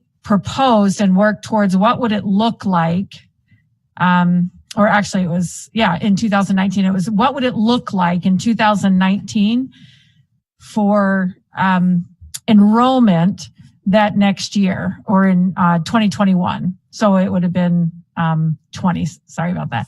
So what is it going to look like the next year? Or the next school year. So we budgeted on a trend that we've looked at over 5 years. And so actually it would have been in October, not October 2020, but October 2019. I was correct. And then we came up with a budgeted number. And as you know, the pandemic impacted that, with students not only leaving the district, but also moving among schools in the district. Moving into this year, we estimated about 3/4 of those students would come back and be in schools, but we would still lose 1/4. However, at the particular schools of actually Frontier and Family Partnership, we left them at their guesstimate of their full capacity of what they are now. So we did not estimate that they would come back. So we left them whole and really changed students from other schools. Until we have more information and trend data, it's very difficult to budget and prepare for the next year. We do not believe that the full capacity of students are going to come back from pre-pandemic time. We've built the budget on 3/4 of those. We're working to get them all back, but we budgeted on 3/4 of those students coming back that have left ASD. And if they don't, we have overextended ourselves in the district as a whole. And so keeping kind of our enrollments at a stable position is going to assist in figuring out, until we can get a trend again, what it will look like. If we increase Family Partnership by 500, we need to look at all the other programs around the district and understand where are those 500 students coming from? Because our belief as a district overall, with the budgeting work done, that it's not going to grow district wide, it would just be a readjustment of students. And so at this point in time, having doubled last year, having a charter renewal next year, while addressing those board goals, the stability right now with the budget is I would say, with the evidence that we've had and understanding where kids are, would be to leave those for this year and not grow, and consider those. And I would believe the ask will be in next year. So you only have a cup of students, and you have to disperse them into different schools and different budgets. We're not 75% of the students that left ASD, we believe, will come back, but they haven't enrolled now. So there's a risk there already. This would create an additional risk. And frankly, there just isn't enough information to be able to make the change, in my opinion. So having the alignment of the charter next year is a good thing. And this request will come back to you, my assumption, next year when we do have more information.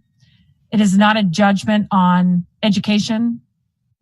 It's not a judgment on homeschools. There's other homeschools in the district, and nor charter schools. It's simply working through our budget and our staffing for these two schools, as well as the other 85. Did any other member Mitchell? This question isn't necessarily specific to these two schools, but when you look at those students that left the district, and I think there were, 3,000 of them? 4,000. 4,000, and you're anticipating 3,000 of them will come back. Most of those 4,000, some of them moved, right? Physically moved. Mm-hmm.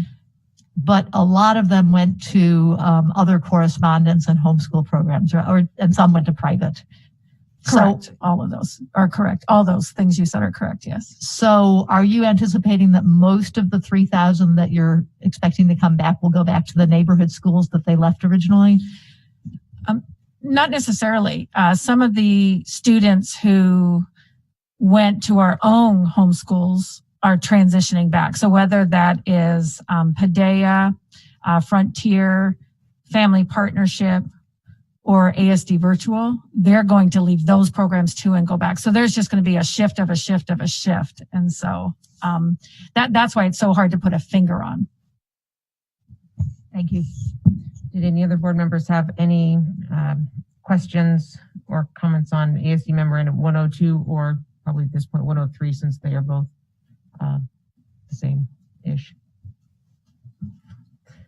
And I regret just babbling on, but it is a budgeted item, and it's a pretty important thing at this point right now in this, how far along we are. Next up, item number 5, ASD Memorandum number 108, pulled by Member Marset. I opened this up because we had a work session on this and the next policy. And so I kind of wanted to put out there the proposal that the last sentence of the anti-racist policy, BP 0400, that there might be a change just to let the public know. And I believe that change, instead of saying instruction should, and I don't know, Katie, do you have the wording that was recommended just so that we can put it out there for the public? The board values critical thinking on history, and so that would change that. And that was really based on policy versus management. It was more of a technical change than it was for any other reason. And then I don't know if we wanted to, as a board, talk a little bit more about this, because we have been discussing this in our work session. And I think we did say that we wanted to have a little bit of discussion here in a more public forum, but, I don't know. Yep. I'll find out if board members have comments. But just to be clear, we have not voted on that change, but that was proposed earlier. That still has to go through the process. Right. But No, I just wanted to make that public. Member Hildy? Thanks. In our board work session, we had talked about sharing some of the things we'd heard from our community and really addressing them during this time, the time where we talk about these before we vote on them. Some of the concerns I had heard is, how is this a focus on academics? If our academics are so poor, and I think we had public testimony, so poor for some of our students, how do we have time to do these extra 2 policies? And I think that's a valid question for sure. If the board is going to focus on academics, that should be the root of everything we're doing. This is the anti-racism policy. I think the instructional equity policy directly supports academics, but we talk about anti-racism. The other question is, why is this needed if we have an anti-discrimination policy? And I appreciate how Member Bellany has answered that before, so I hope she will speak to that during this time. Another question that I've heard is, will this create racism against white people? If we talk about race, doesn't it just create more racism? And I think those are all, fair questions to ask. What I've seen come out of this process, and I appreciate the board's open participation and welcoming people with all different views, is that nobody really thinks about race in the exact same way. The reason to do this for me is the most significant thing I've heard in this process is children saying, I don't feel comfortable speaking up if I experience racism in my school district. That's a big problem for me. So if this will support children in being confident that the school board rejects all forms of racism, that's a win for children in accessing their academics. I've heard people say that, racism really isn't a problem before. I remember a teacher once, I was in the Portland airport and I saw this guy. I thought he was like a sports person because he had on like sports gear, and every single kid getting on the plane was so excited to see him. And they're like running up and high-fiving him, and the teacher or the parents on the trip are coming over and so excited to see him. And so I go over, I'm thinking he's a celebrity. No, he was an ASD teacher. He was a coach, and he had just retired. And just seeing the impact he had, getting to talk to him, he shared his experience unprompted, just talking about his experience in ASD, his experience being labeled a token directly to his face, talked about like it's no big deal at all. Racism happens in our district. My own child has experienced racism, told to go to the end of the line because of her color of her skin. Thankfully that child had wonderful parents and we were able to discuss it. But making it very clear that it's not acceptable in our district is a good thing.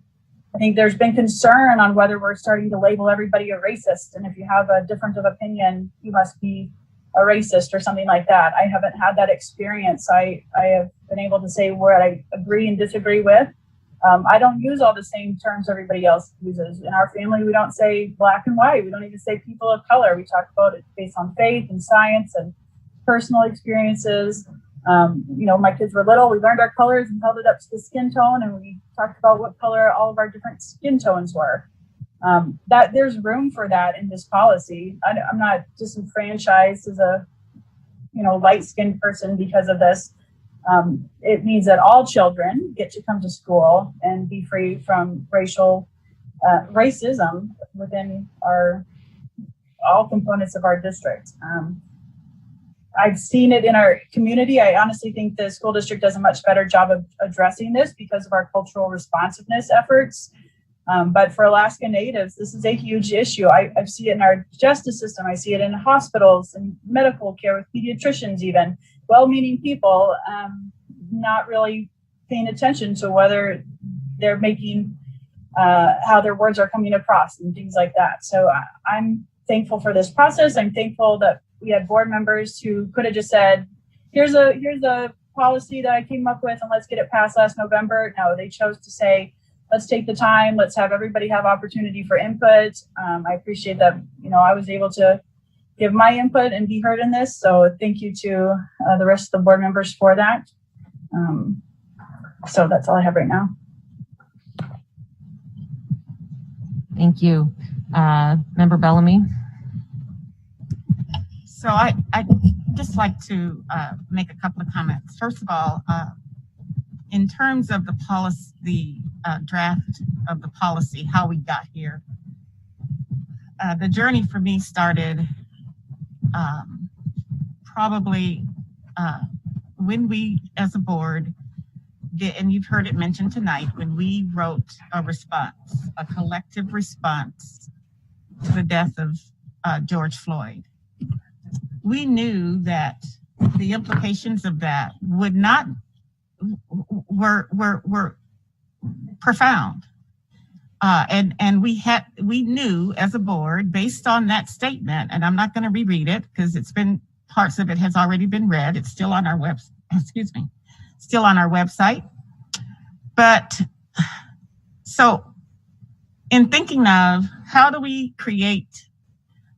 continue the work, first of all, that's already being done in our district?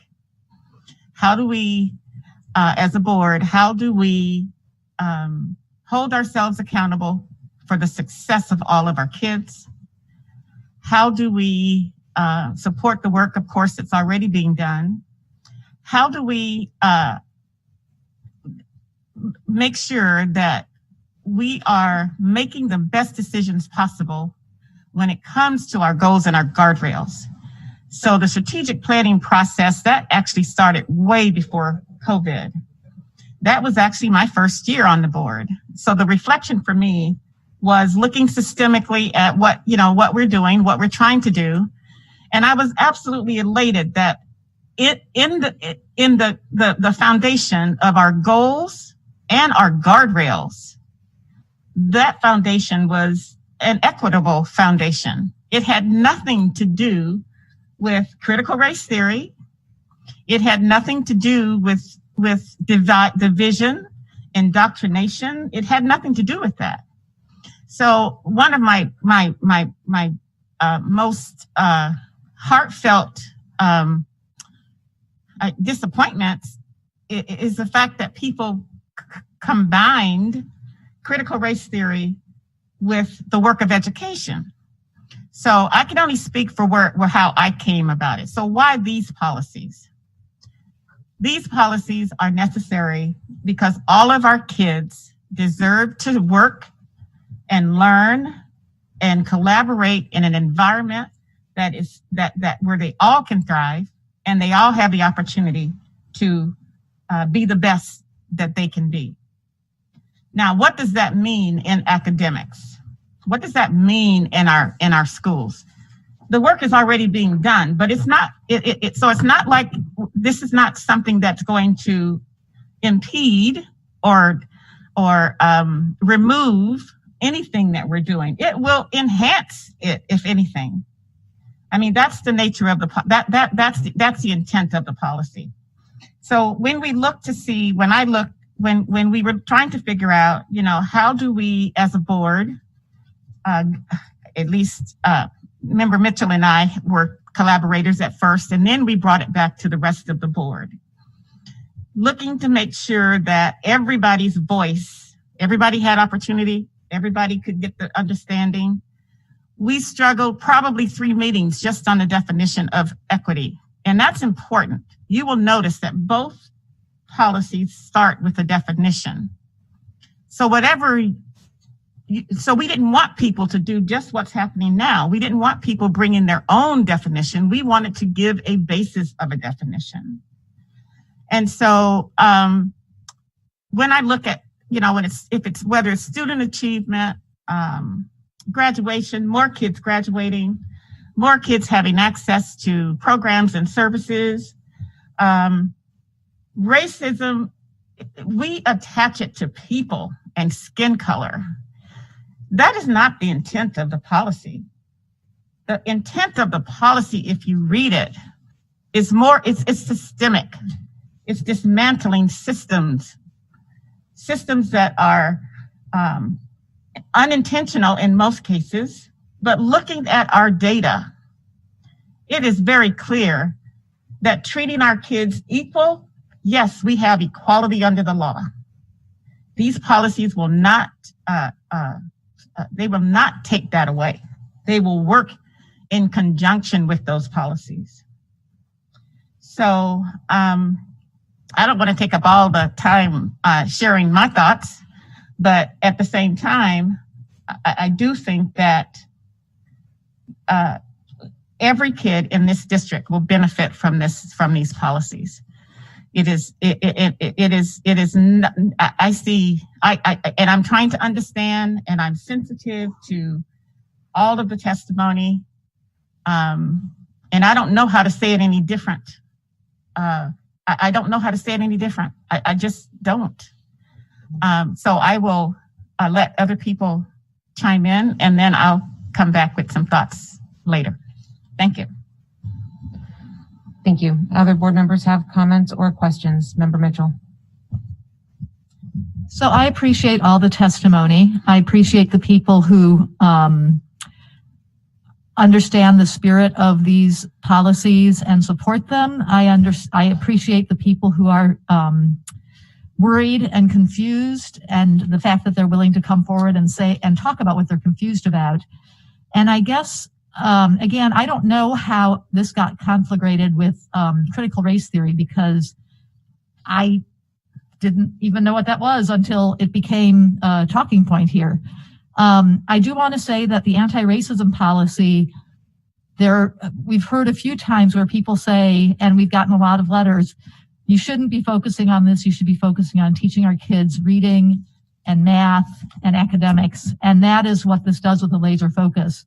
As Member Bellamy said, when we started working on our goals and guardrails, which I'm super proud of this board for passing, we started with looking at how are our students doing? That's the lens we look at everything through. So we started with how are our students doing overall? Not as well as we would like them to. How has the progress been over the past few years? We're moving better in graduation rates. Some areas we're not getting as much momentum in. So how do we develop our goals for the next few years to really make a big difference? So that work was all based, and we looked at student groups, various student groups based on socioeconomics, based on ethnicity. And we have huge gaps in this district. And it's, if one assumes that every student has a lot of potential, then it could be that our systems are causing those gaps to exist. So what these policies do is they ask the administration to look at the systems and see if there are things, as Member Bellamy said, that are unintentionally impeding the progress of some of our students, or if there are other supports we need to provide.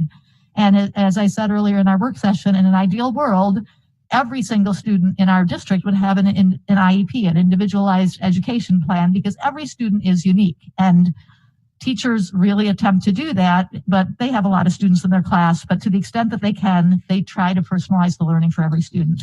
And this takes this a little bit farther than that. In terms of it being based on teaching kids, that is what we are here for. We are here to, that's our core mission. So the board recognizes the negative impacts of racism on student learning, and consequently, I added that word, on lifelong socioeconomic opportunities, health, and well-being. The focus is student learning. The board will work with the superintendent to identify and redesign any racially inequitable policies and procedures that limit academic opportunities. That's for every single student. We do not want to limit academic opportunities for any student. So this really, I'm hoping that by really reading the policy and understanding the intent behind the policy, somehow we can separate this issue of critical race theory from these policies, because they really are not related at all. So anyway, I'm very, very proud of the work of this board on these policies. I really appreciate the input from the administration as we were working through what's appropriate for policy and what belongs in the ARs. And I'm also very proud of this board for every member's involvement with the statement that we issued back in June, and every member voting for that. So that's all I have to say. Thank you. Are there any other board members with comments or questions on ASD Memorandum 108? Member Donnelly? Member Marcet had requested comments about potential amendments. So I'm going to run through a few potential amendments at this time, since it was requested. On the anti-racism policy, which I very much want to support, I would replace encourage critical thinking with provide an unbiased review. That is very consistent with our existing board policy regarding instruction, that it should be unbiased. And I think the utilization of those specific words, and I'm discouraged by the defense that's been presented on those specific words, is so closely semantic to critical race theory that it's very troubling and problematic. And I just don't think it needs to be in there. I think a much appropriate language would be provide an unbiased review of the history of racism in Alaska, America, and around the world. And that bias is exhibited by our current website and the administration's choice to only put pro-critical race theory publications there and nothing in no academic critique of it.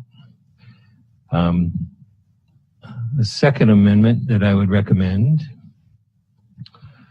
would be to specifically state that in pursuing anti-racism, the fundamental principles of the United States Constitution, including equal justice under law and no discrimination based on race, shall always be maintained. That would go a long way to, I think, alleviating concerns. A third possible amendment would be in paragraph 2, following the board's rejection of all forms of racism, which I think is particularly strong and very well founded, and I really welcome that being in here, that anti-racism is not discriminating in favor of persons of one race to improve the state of persons of another race. That is the actual specific advocacy contained in this book, which is on our website. To discriminate against one race to advantage other races is advocated in this book, which is on our website.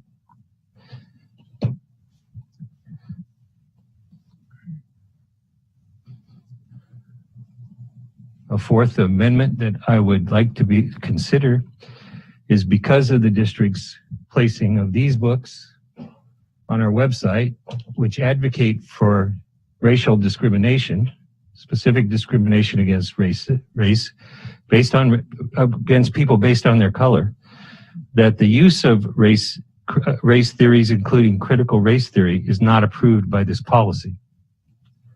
That would clarify it all, and I think it would go a long way to satisfying concerns in the community.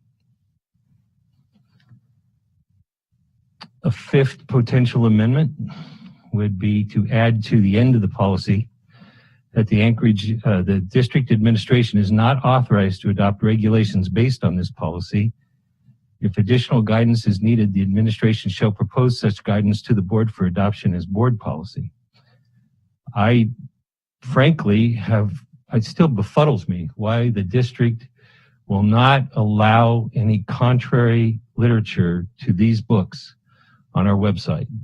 And that unfairness calls into question the ability of this administration to pursue unbiased and fair administrative regulations based on these policies. And as a board, as the legislative body of the school district, we have the authority to withhold administrative regulation authority in our policy, and I would recommend we do so until the administration has proven they can address this question in a fair manner. A sixth amendment that I would propose to the policy would be a recognition of just how amazing the progress this nation has made against racism in the last 50 to 60 years. You know, there's much literature out there showing the United States is one of the least, if not the least, racist countries in the entire world. In fact, and I would state, the Anchorage School Board acknowledges that since 1954, the United States of America has made tremendous progress towards racial equality. The United States is recognized as one of the worldwide leaders in anti-racist policies. Americans are statistically one of the least racist populations in the world. And that's all fact, ladies and gentlemen. That's fact. Look at our amazing progress we've made with the Voting Rights Act and our anti-discrimination laws. There's a lot there to be proud of. There's a lot more work needs to be done. That's absolutely true. But while we do that, we shouldn't denigrate the incredible progress that has been made in the last 50 years, which is exactly what this book does. Talks about how the Voting Rights Act was just a tool of white supremacy. But that's on our website.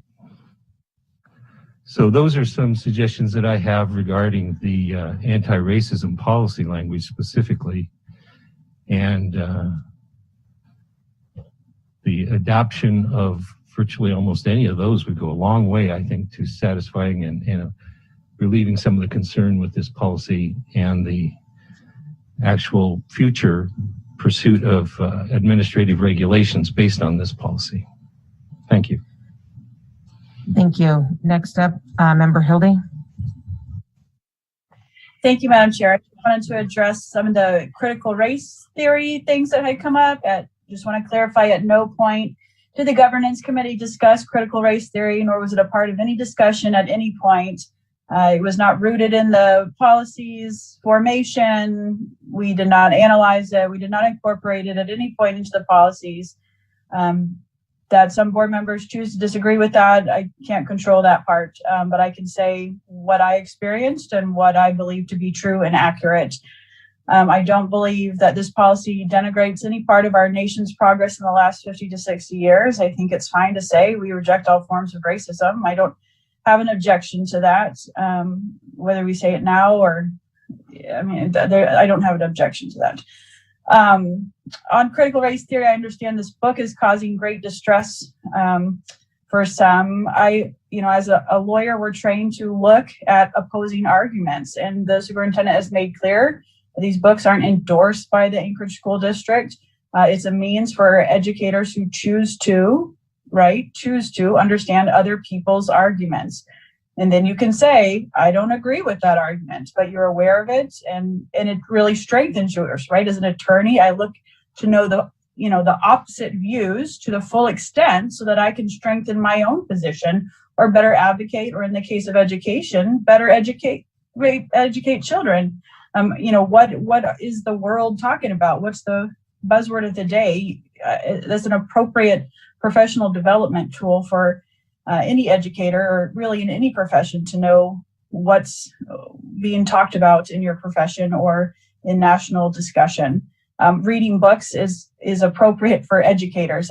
There's no book that I would say don't read, right? That's called banning books. I don't think that's appropriate, especially in an educational setting for adults. But once again, that's a moot issue. The superintendent's put other books on there. People don't have to read them. She can put it's not board governance to manage which books goes on our, random page of a website. Our focus is on improving academics, and how are we going to do that? How are we going to be aggressive in focusing on improving math, reading, and college life and career readiness for our 40,000 plus students? So that's what I hope we are focused on going forward, and not kind of these political hot button issues. Thank you. Member Marset. So this is like beating a dead horse, I think, but I'm just right here on the website. It says these books have been recommended by staff as self and facilitated study resources on equity and race.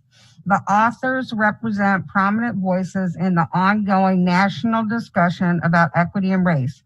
These resources are not part of the ASD student curriculum, nor are the authors endorsed by ASD. And here's some of the other books that are on here. The Latinos of Asia, How Filipino Americans Break the Rules of Race. The Tale of Raven, an Alaskan Native memoir. The Building of the Great Society, Lyndon Johnson's White House.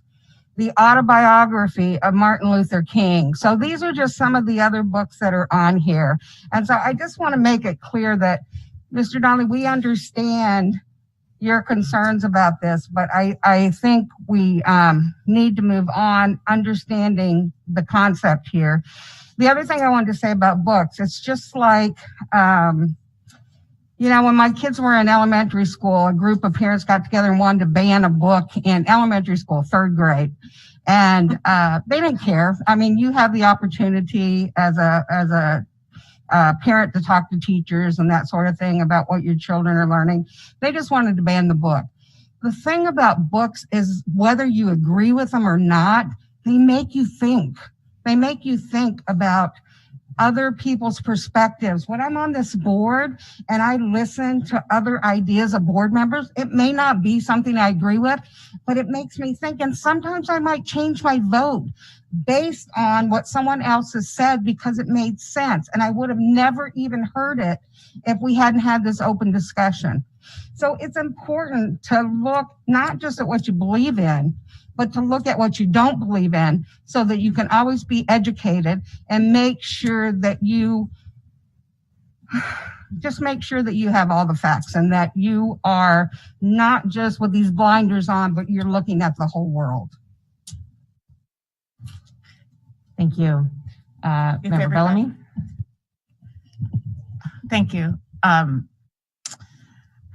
This is another example where adult needs supersede the needs of our kids. To tell you the truth, I really don't care what's on the website for adults because they have the right to choose. I care what happens in our classrooms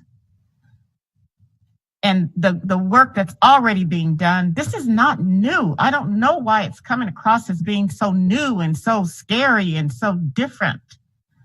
I will consider Mr. Donnelly's amendments for the next time, but we have struggled with this policy for 9 months. And even the slightest little thing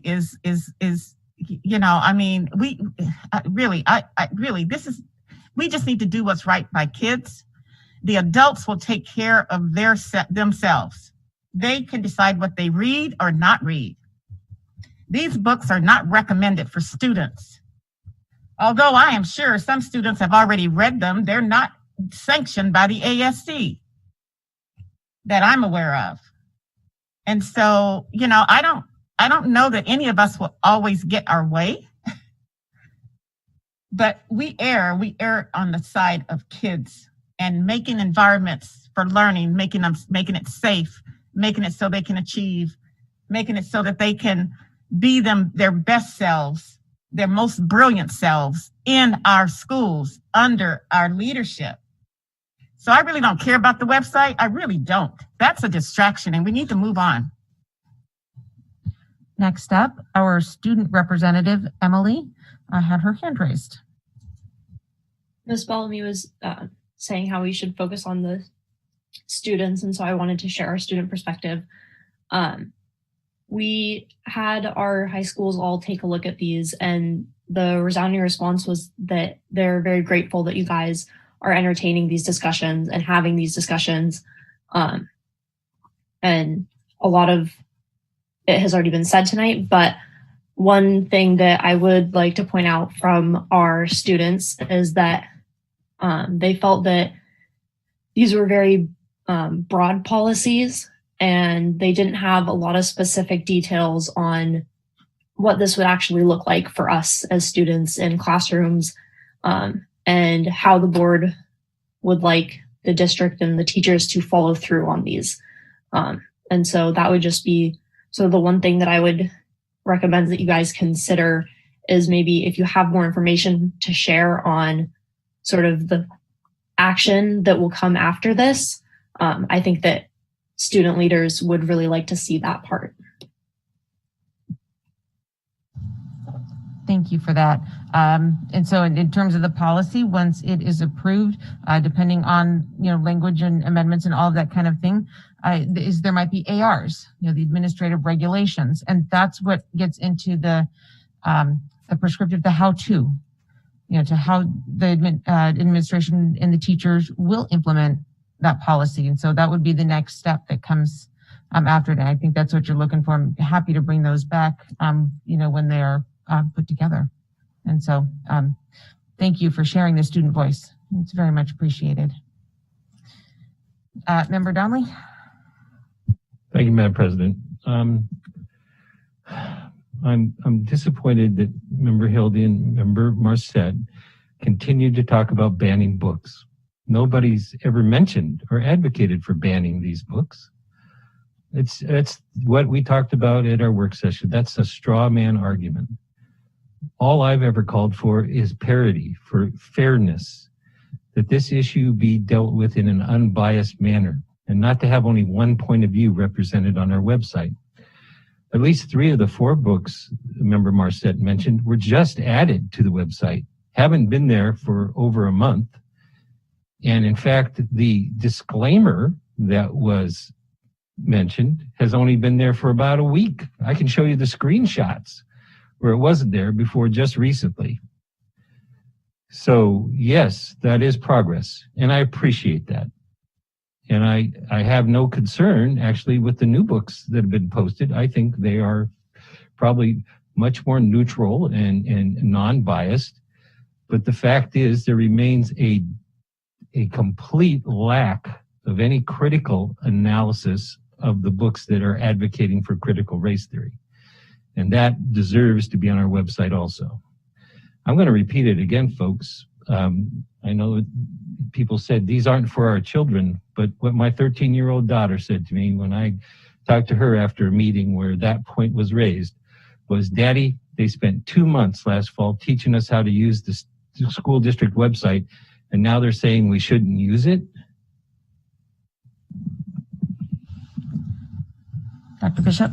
Thank you, Madam President. To Member Donnelly, with all due respect, Member Donnelly, after our last board meeting, we immediately put up this disclaimer as you had suggested, and we reviewed it and we did that. So that was more than a week ago. We are listening to your points. You requested a legal review, and we demonstrated that a legal review was done and there is no misuse of taxpayer money, and that they're perfectly fine. They are just books. You did ask me to remove the books, and hence the articulation of a disclaimer came up. So that request, you did ask me to take those books off. And so I want you to know that you are heard. We've expanded that. These are ideas when you look at equity. And again, I've read a couple too, and as a human being, I can disagree with things in a book. They're just a book and it's just an author. But it's a resource that staff had asked us to place up there for other staff, and the public to look at.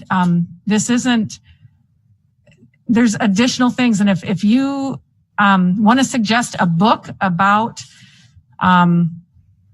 a behaviorist theory or a psychological theory, that's what we'll do. But this wasn't a place to have an argument over which books we like and which ones we don't like. And so I just wanted to respond that I have carried out your asks as the superintendent. Thank you. All right, everybody, Member Holloman, did you want to weigh in before I move on to the next policy? Only if no one else will. I'll stay silent if everybody else will. Nope, sir, you have the floor. With a mic though. I'm going to stay for next meeting. Okay. We're going to move on to the item number 6, which is ASD Memorandum number 109, the Instructional Equity Policy, also pulled by Member Marset.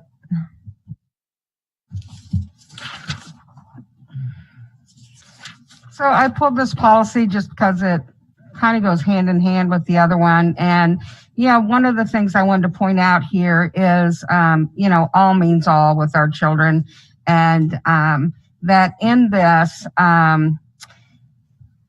it's a compilation. So, with this, we're asking not only the monitoring of the goals and guardrails, but we want to measure equity both through the inputs that we're putting into it for the resources that our children need to be successful, and then what are our outcomes. So I think that's an important part of this instructional equity policy. So if anybody else has any comments, I just wanted to. All right, did any board members have any comments? Oh, Member Hildy. Thank you, Madam Chair. This is one that I actually think is a strong advancement of our board goals, especially for academic progress. The challenge will be for this board is whether we comply with it if we vote to approve it. The superintendent, we can support equity without a policy, right? This is something that holds us accountable and directs the superintendent to provide an annual report. But what I added into that is it should be part of our ongoing goals and guardrails monitoring. So throughout the entire year, this board should be talking about equity.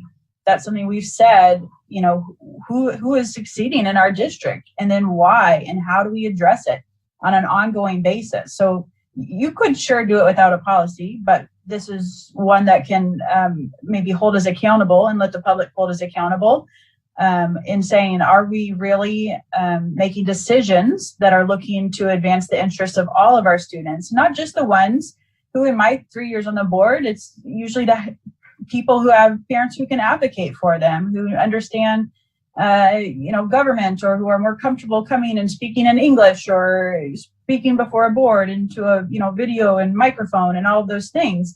Those are the people who get their voices heard. In addressing equity, we have a responsibility as a board to make sure we have equitable allocation of resources. That's something that's inherent in this policy. The superintendent has tried to do that in the past, and the board did not support it. So we can pass this, and I expect that we will.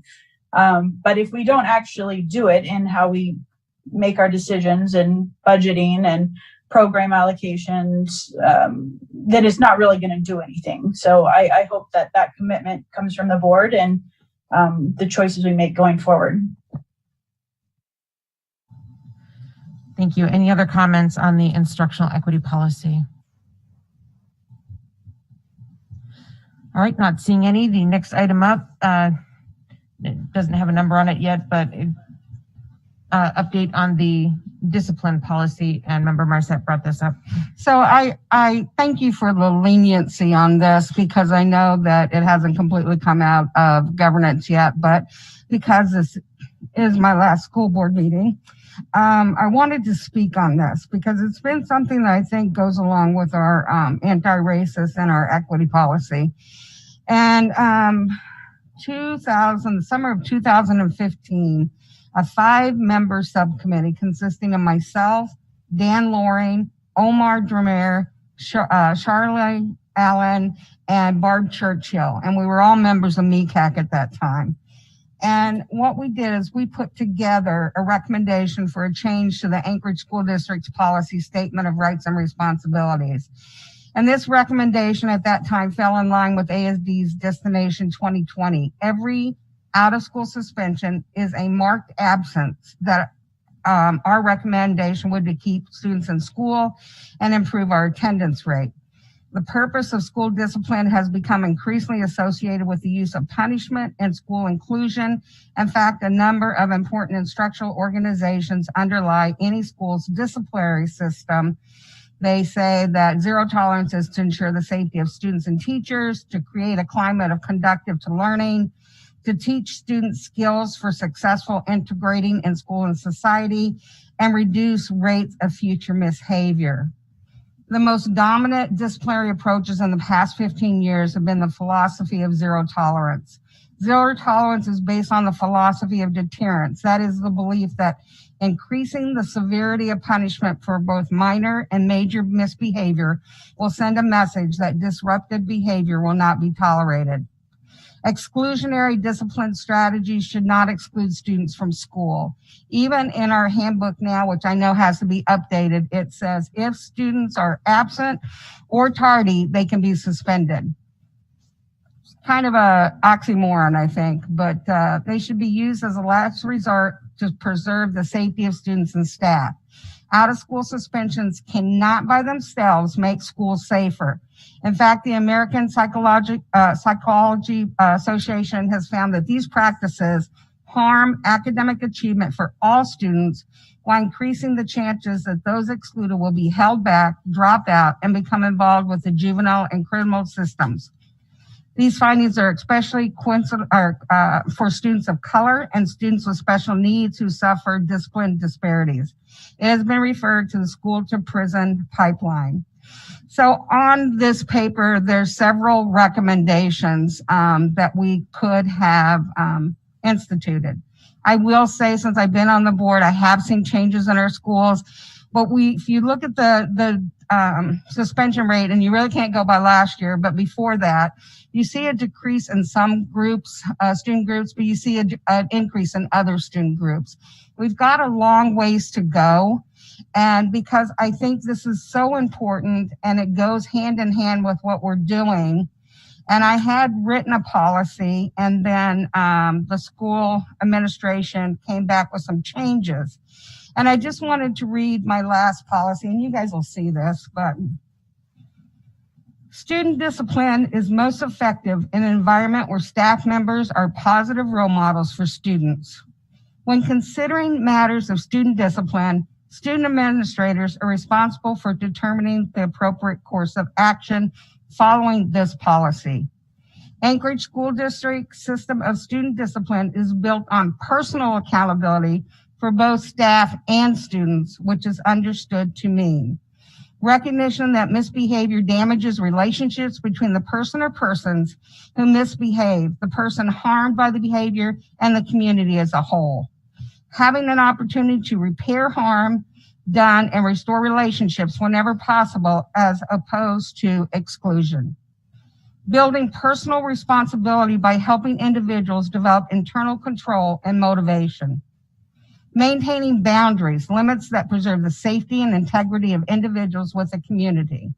And understanding that behaviors can escalate when staff are not properly trained in de-escalating behaviors and restoring relationships.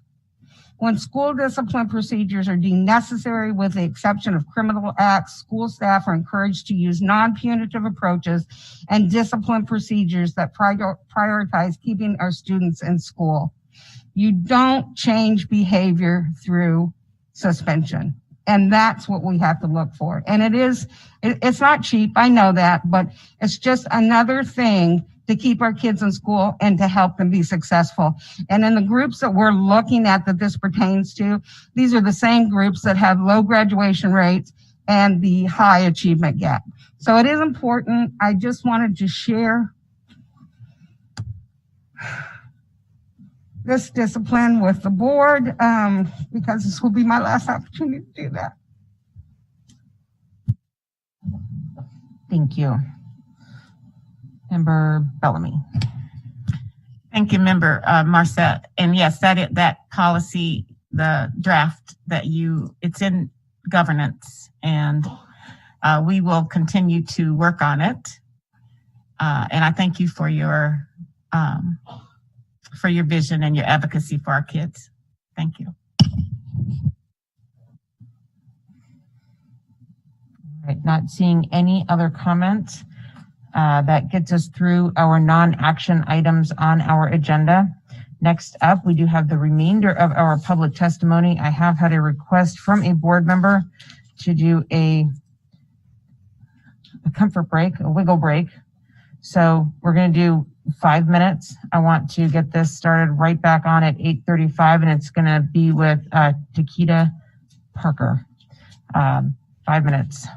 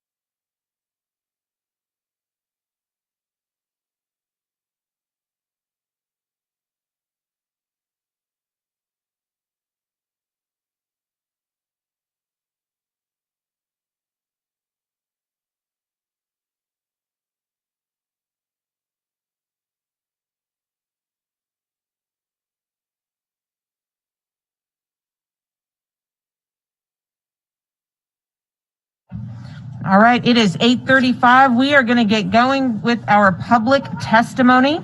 First up in person is Ms. Takeda Parker. And thank you for joining us and for hanging out all this time. You have 3 minutes and the floor is yours. Thank you. My name is Takeda, and I am the membership chair for the Alaska Black Caucus and a member of the Alaska Black Caucus Education Committee. On May 25th, 2020, George Floyd, a 46-year-old Black man, was killed in Minneapolis, Minnesota, while being arrested for allegedly using a counterfeit bill. A Minneapolis Police Department officer knelt on George Floyd's neck for 9 minutes and 29 seconds as he uttered the words, "I can't breathe." On June 16, 2020, a letter in response to the death of George Floyd was signed and dated by members of the Anchorage School Board. An excerpt from that letter stated, "This situation requires that we speak out, stand up, and take action against any form of racism, injustice, or abuse of power that threatens the success and safety of any student. We, meaning the Anchorage School Board, commit to developing an anti-racism policy that will translate into programs and practices that will eradicate injustice and discrimination in our schools." So this leads to my questions. What has changed? Why sign and date this letter and not follow through? Actions speak louder than words. All of you on the Anchorage School Board have a responsibility and a commitment to the children that you are voted on this board to serve. We need to implement this anti-racism and instructional equity policy for our state, our teachers, our parents, and most importantly, our students. Thank you. Thank you. On the telephone, let me make sure she's here. Yep, speaker number 24, Thea Agnew-Bembin. Thea, are you on the line with us tonight? Hello? We can hear you. Thank you for joining us. You have 3 minutes and the floor is yours. Okay. My name is Kathleen Swick. I'm a former ASD teacher of 27 years. I'm extremely heartened to see the drafts of your proposed instructional equity and anti-racism policies. And I support the adoption and implementation of both without reservation. It is about time.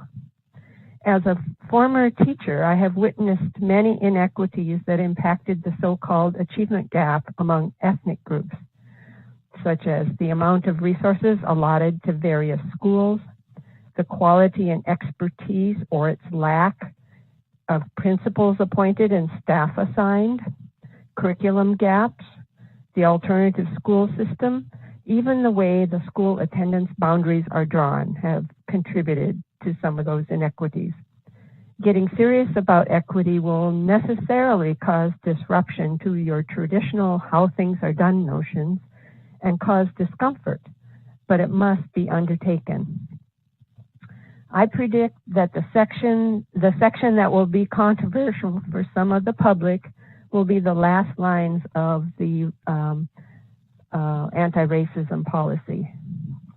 Quote, "Instruction should encourage critical thinking on the history of racism in Alaska, America, and around the world, and the current structural, explicit, and unconscious biases toward people of different races. Truth-telling has been a too rare event in our history, and we are long overdue to correct that. In the process, care must be taken to select age-appropriate materials and experiences. Curriculum decision makers must include all racial groups affected and not just be a top-down exercise. These are not easy policies to initiate, but it must be done. Public schools, an essential pillar of democracy, must embody the mission of equal access and equal opportunity. So let's get started with this messy and uncomfortable process. And then from what I've heard this evening, I would just add, teachers know a lot about the nitty-gritty of structural inequity. And as you set up your structures, I would encourage you to have a liaison or someone that teachers can communicate with that would be absolutely free of threat, because we can't always speak to our administrators without repercussions or payback. And even though that's not true in some schools, it's all too true for others. So you have a lot of observant and detailed observers in school. Please use them. Thank you so much for your testimony tonight. We're going to go back up to speaker number 24, Thea Agnew Bembin. Are you on the line with us tonight?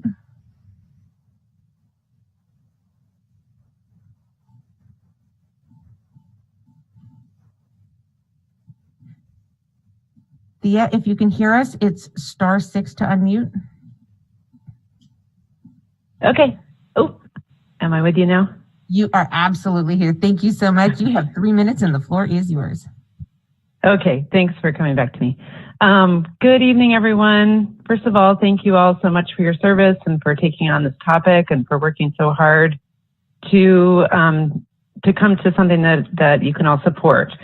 I grew up going to school in this district, so did my husband, and I have 2 kids currently in school in this district. I'm committed to our community and having our schools be wonderful schools for all kids. First of all, I think it's important to remember what we mean when we say anti-racism. Anti-racism is an action, it's a decision, a choice we take at any given moment to decide to do and say things that are not racist, against racism. So I think the underlying belief there is that all of us are biased by our own points of view, by the culture we grew up in, by the world we grew up in. And so it takes a conscious effort to decide to do things that are anti-racist.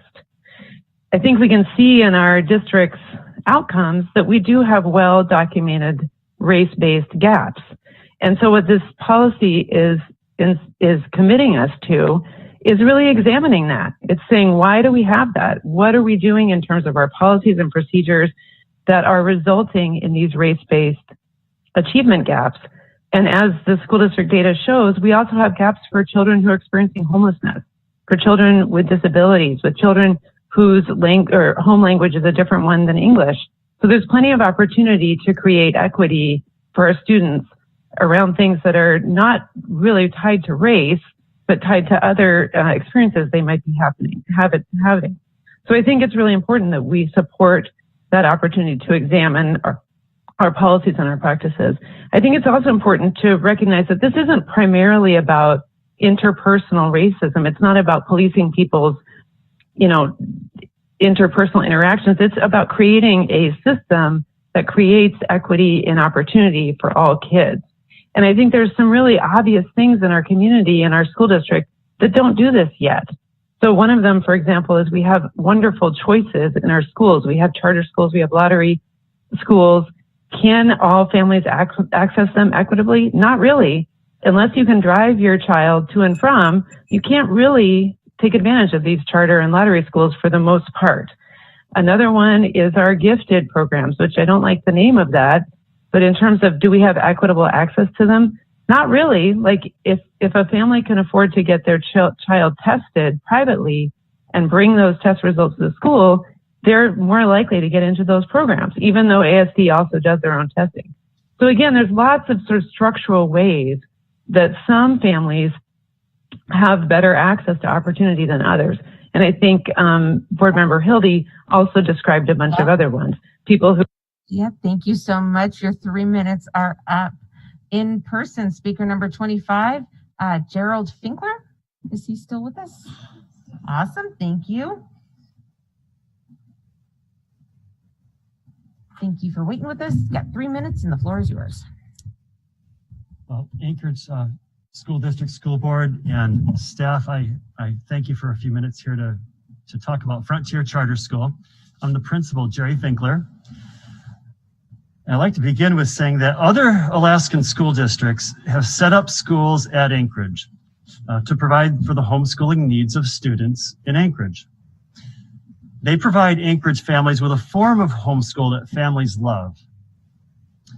In 2003, the Anchorage School District created Frontier Charter School to also provide this type of education. There is a competition in Anchorage between homeschool programs from various districts to offer students a better education, and the winners are the students. We all make improvements every year. We have to be on our A game. In the past 4 years, Frontier, Family, and Paideia have created a better education. We've pulled ahead of other programs to serve these students. And we believe we're doing well what you created us to do. It is hard for us to not ask to increase our enrollment. Finally, I want to just say at the end of the day, I ask for your continued support in every way that you can give it. Thank you. Thank you. Next up on the phone, speaker number 26, Sarah Switzer.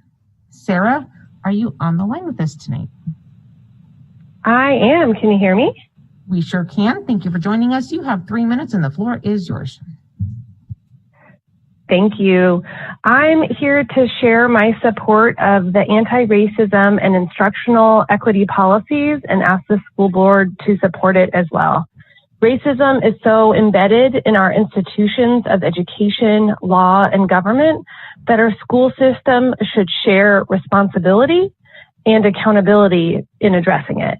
ASD can start by having commitment and curiosity to explore where bias shows up in our schools, funding, curriculum, teaching, and our learning environments. This necessitates being vulnerable enough to look where systematic discrimination may hide in our institutional policies or be influencing educational opportunities and outcomes. Our children go to school on Dena'ina land that was unceded, which serves as a clear reminder of how racism in colonialism, government, law, and education has directly impacted Alaska Native people in our state and still affects children today. Our children need to have their education be based on historical truths, not whitewashed convenient stories. ASD needs to do the work of examining implicit bias and disparities if we're going to uphold existing standards around diversity, equity, and inclusion. Yes, the work of anti-racism with our children starts with each of us individually and in our families, but it doesn't end there. Our children's first and last education touch points in our community, which I think of as our libraries and our universities, have anti-racism policies. And so I also believe that our elementary, middle, and high school children deserve this too. Creating an anti-racist school culture is possible and can happen collaboratively, transparently, and in a respectful way.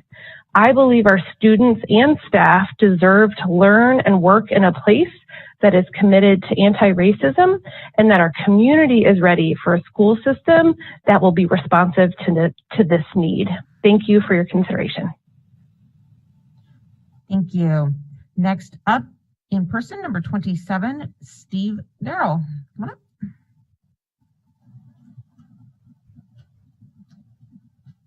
Thank you for joining us. 3 minutes and the floor is yours. Hi, good evening. I'd just like to say thank you, Dr. Bishop and the board for taking the time and just for your service to our community. I really do appreciate that. Thank you. My name is Steve Darrell, and I currently have the privilege of serving on the Academic Policy Committee with Jerry, a great, wonderful principal. And my family has been a part of Frontier for 15 years. My wife and I, we've raised four wonderful children here in Anchorage, with our last one graduating this year. Hoorah. The primary reason we chose and have stayed with Frontier all these years can be summed up in one word: flexibility. Flexibility to choose one curriculum to teach multiple ages simultaneously, 4 kids in 5 years. Flexibility to acquire fluency in 2 foreign languages during high school.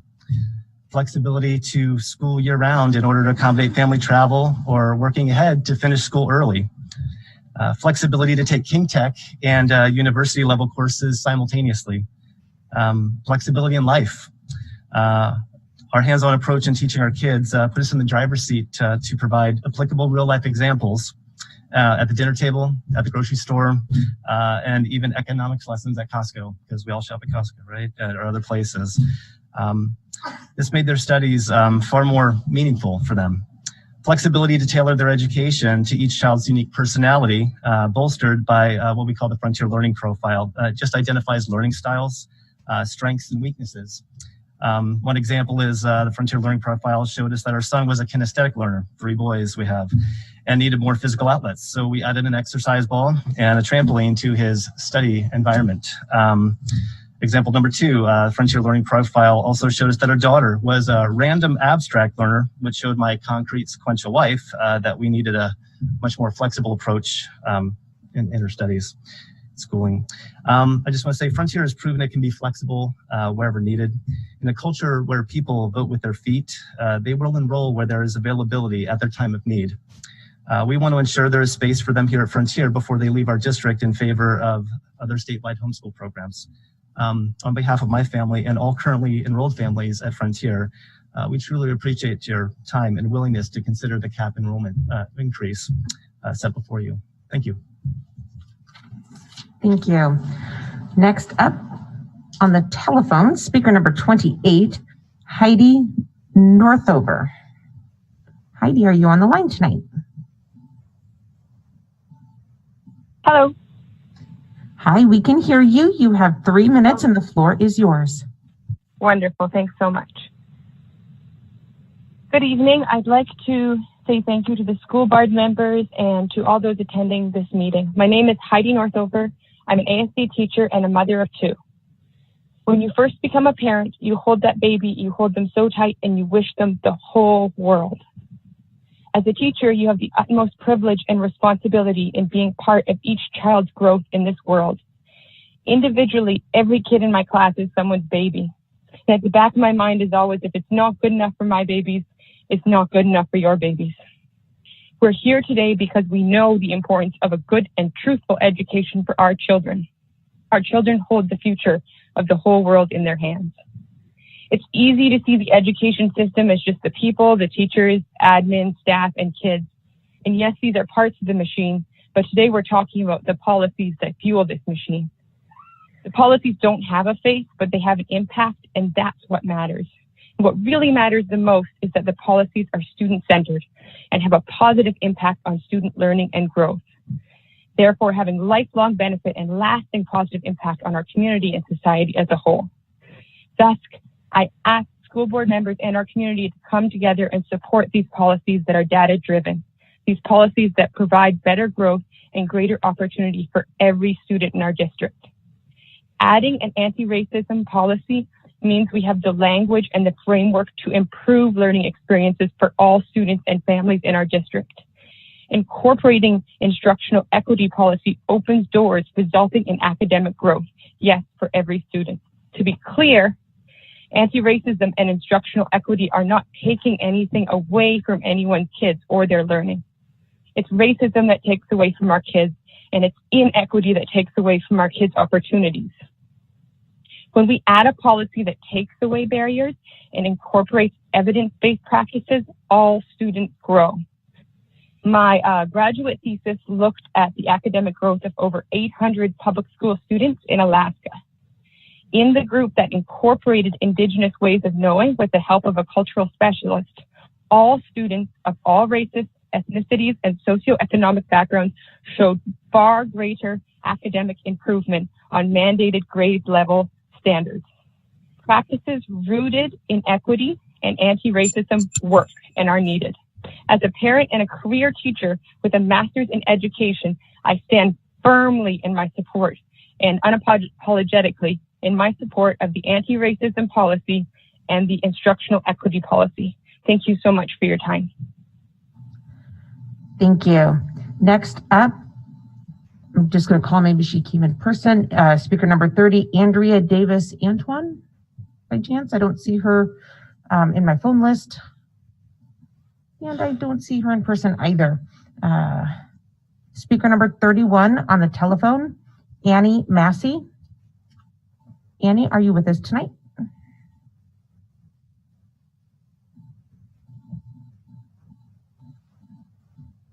This is Annie. We can hear you. You have 3 minutes and the floor is yours. Thank you. My name is Annie Massey. I'm a parent of 3 children, 2 in the Anchorage School District. I oppose these policies as written in the language of critical race theory. You can write 2 policies. You can approve 2 policies, but you cannot write and approve these 2 policies in the language of critical race theories. And that is why these both need revisions.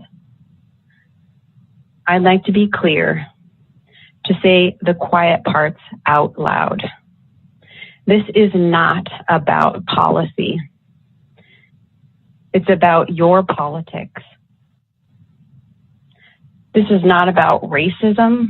This is about your socialism. That's what critical race theory is about. And that's obvious because of the language that you used in these policies, both of them. To hear members deny and deflect this is disappointing, but it's helpful as it reveals how much more exploring, discussion, reading, and debating is needed, is urgent, and is necessary. As it stands today, you've packaged up a flawed theory in a pretty box and labeled it anti-racism and equity. This is the critical race theory language, the language that is the problem. And what you weren't counting on is informed Alaskans to never look at its contents. Who would ever deny that with the selected, strategically selected words that are attached? The language you selected is illiberal and wrong. Even your, quote, commitments are practices that are performed by critical thinkers. We ask you to pause, explore all relevant literature to expose how you are misinformed and misapplying a theory and an idea as evidence. Where is the evidence of racism? It's time that the educators educate themselves on critical race theory. Understand the 5 whys that Dr. Stock revealed only with yourselves. Ask the first why. Why did we use this language? Where did it originate and why? Why did the Equal Opportunity Office change to an Equity Office and added the word compliance? This is a new language, and with it, a new social agenda, a sexual agenda, and a political agenda. These agendas are not why we send our kids to school. It's these agendas that are the reasons for poor outcomes, not the color of my child's skin. Annie, your time is up. Thank you so much. Next up in person, speaker number 32, Rachel Reese.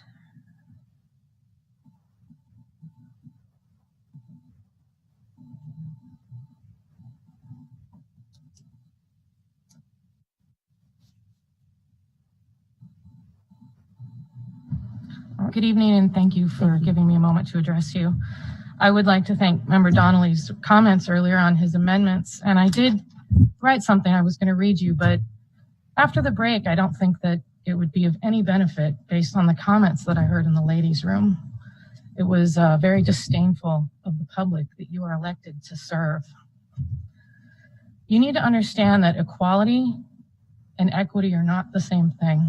Equity is a legal term, something you get in a divorce. Equality is a civil rights term that deals with racism and interaction as human beings.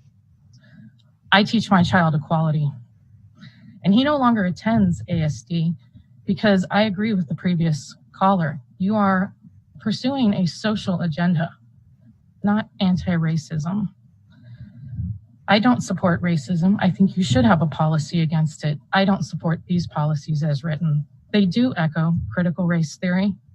They do preach socialism and Marxism, and that is not something for young children to be exposed to. I will read you this. Children are the very heart and soul of our community. They are our future and our community's most valuable asset. They must be protected and educated, empirically educated. To have critical race theory and political ideology taught in elementary schools where there is no opt-out for us as parents or them as students is shameful and morally bankrupt. You failed them during COVID. You're failing them now with this. Thank you. Thank you. Next up is speaker number 33, Jessica Parker.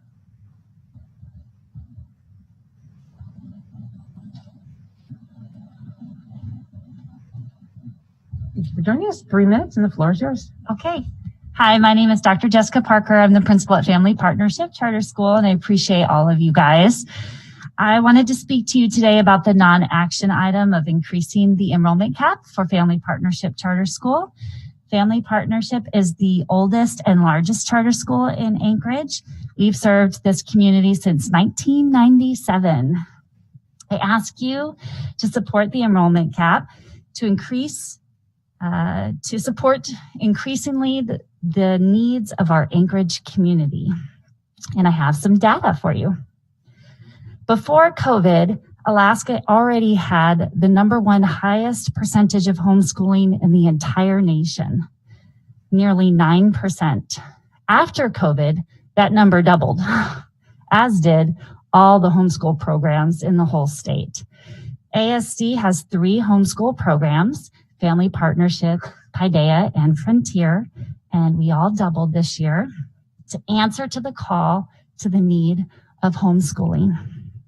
We grew so fast, we had to close our enrollment, hire more teachers, and answer to improving processes to handle this new heavy load. We did have to turn away hundreds of students. What happened to these students?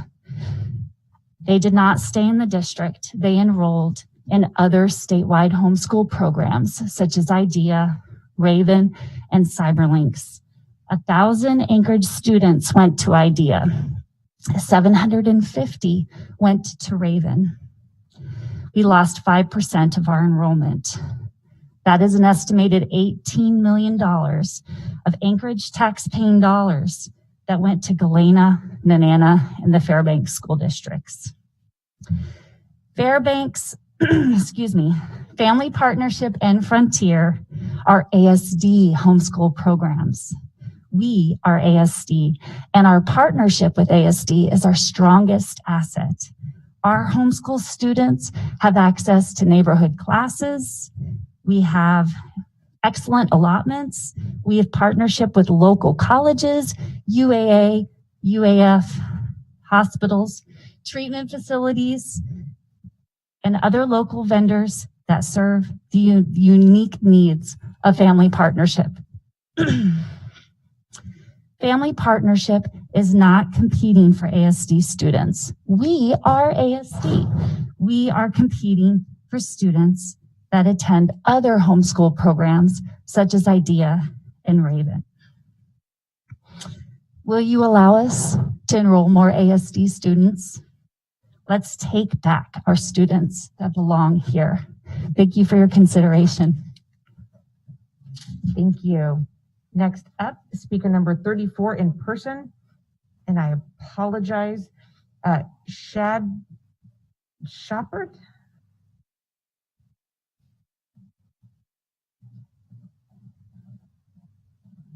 Okay.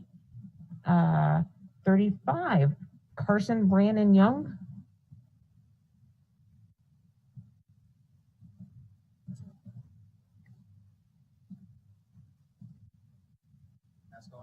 Gascon. Yep. And we've got the podium with the light on it. Yep. Yeah. And thank you for joining us. 3 minutes and the floor is yours. Thank you. So I didn't prepare anything because I was this is more of a response to what I heard tonight. And first of all, thank you all for talking about these really difficult issues. There has been some lack of understanding for why people are kind of concerned about the anti-racism and equity policies that are being proposed. I wanted to share a personal story for how I first got my concerns. It happened in 2011. If some of you might recall, in 2008, our economy got destroyed by some of the people on Wall Street. And in 2011, some people finally took to the streets to protest this in a movement called Occupy Wall Street. I was in Seattle and I was part of a local branch, and our local meetings got taken over by a group of extremely revolutionary minded people whose strategy was to drive people away from the meetings by making them as unpleasant as possible. They were exclusively focused on race. They wanted to fight the cops as much as possible. And it was very difficult to deal with them because they seemed very close-minded. You were kind of with them or against them. One day I came back from work and I found that they had passed a policy called progressive stack, whereby the speaking order in our meetings was determined by race. But it wasn't specified what races go when or how that's determined. And what I realized very quickly was that the people who were facilitating the meetings were using this policy to pick and cherry pick which people of color they wanted to promote. And I realized that when they said we need to promote voices of color, and they really meant people of color, voices of color that agree with us.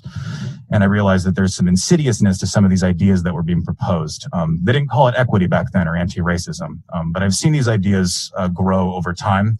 If you want to see some particular egregious examples, you can look into the Evergreen State fiasco. I would encourage you to look that up. I see a lot of insidious possibilities here with these things, and I'm very concerned with the language. I definitely think it could be improved if this is the way we're going. I definitely, Mr. Donnelly, I know that I'm getting the feeling that you're not going to get any of those works removed from the website, given the current composition of the assembly or the school board. There are some people that I could direct you to that I would give an alternative perspective, and that I think people should also read if they want to delve deep into these issues. But we can go offline and talk about that. Thank you. That was the last speaker that I had signed up in person. Was there anybody that I may have missed that wanted to speak tonight? Come on up, sir, and please state your name for the record. Hello, I'm Marvin Hipsack, and I've got several branches at the school, but I was just taking notes as I went here. And I have a few questions that I want you guys to just address. I can't ask them now, but how long will it be taught, and at what grade level, and for how many years? Okay. Number 2, this is socialism. The school district will tell kids how to think of other kids. It's class warfare. It will be taught about your color. Are you oppressed or you are the oppressor? That's what will be taught. 4, with this cancel culture, is Dr. Zeus even in our schools anymore? It better be. We don't just follow the U.S. lower 48 because they say so. And also, number 5, who is going to teach it? Are you going to have a seminar with teachers at a classroom and stuff like that? Will there be a special class with an assigned teacher? Is this going to be a class once a week or a class every day or a half-hour class once a week with an assigned teacher? Okay. And one person said it's just a book. No, it is instilling socialism agenda. That's what it is, those books are. White Fragility is a socialism agenda. What, number 6 I got here? What are you going to do to teachers that push back on it when they see what is really in the learning manual? What are you going to do with those teachers when they push back and say, hey, I'm not teaching this crap to our kids? And at what age level are you going to start teaching it? Number 7, are you going to send out a pamphlet, a detailed pamphlet of exactly what you're going to teach in this critical race theory garbage you got going on? And the last thing I'm going to say is this is socialism at its best. Thank you.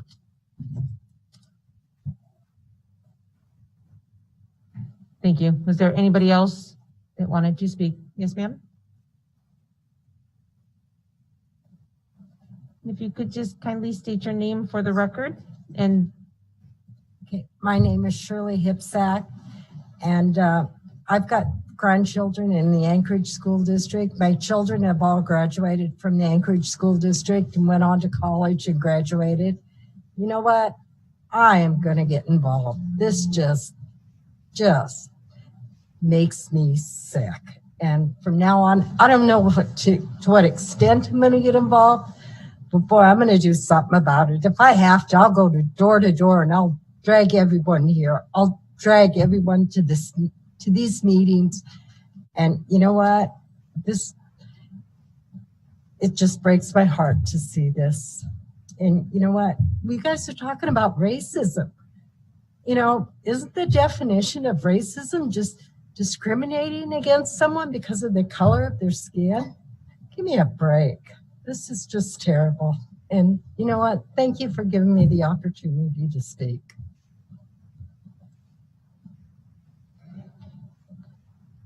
All right, last call for anybody for public testimony. All right, that concludes public testimony for the evening. Next up, we have school board and administration comments. I am going to kick it off with a couple of my own. One of the things that we have per our board policy is to read a little bit or to touch on the some elements of the superintendent's contract when it came up at the last meeting. And we had the memo and everything was in it, but I failed to do it per our board policy. So that is what I am doing now. So I'm just gonna read. Dr. Bishop has a positive attitude and keeps the focus on students while being realistic about the district's progress in student growth and achievement. She has high ethical standards and expects that from the board. The superintendent is quick to respond to calls, emails, and texts from board members. Her updates are consistent and allow for great transparency. The superintendent encourages her staff to be proactive and work with the board. Dr. Bishop has shown great leadership over the last year in unprecedented times for education during the COVID-19 pandemic. She continues to do an excellent job making difficult decisions and keeping district employees, students, families, and the general public informed as decisions are made and schools are reopening for in-person education. She and her administrative staff demonstrate reflective learning from every incident to improve on procedures and communication. Dr. Bishop has led a collaborative effort with the city and state vaccinating community members and district staff in an effort to keep Anchorage safe and provide best possible education for ASD students. The superintendent worked cooperatively with the board in the development of a new district strategic plan integrating the board's new goals and guardrails. Continued work focuses on measurable and accountable student outcomes and equity across the district for all students and staff.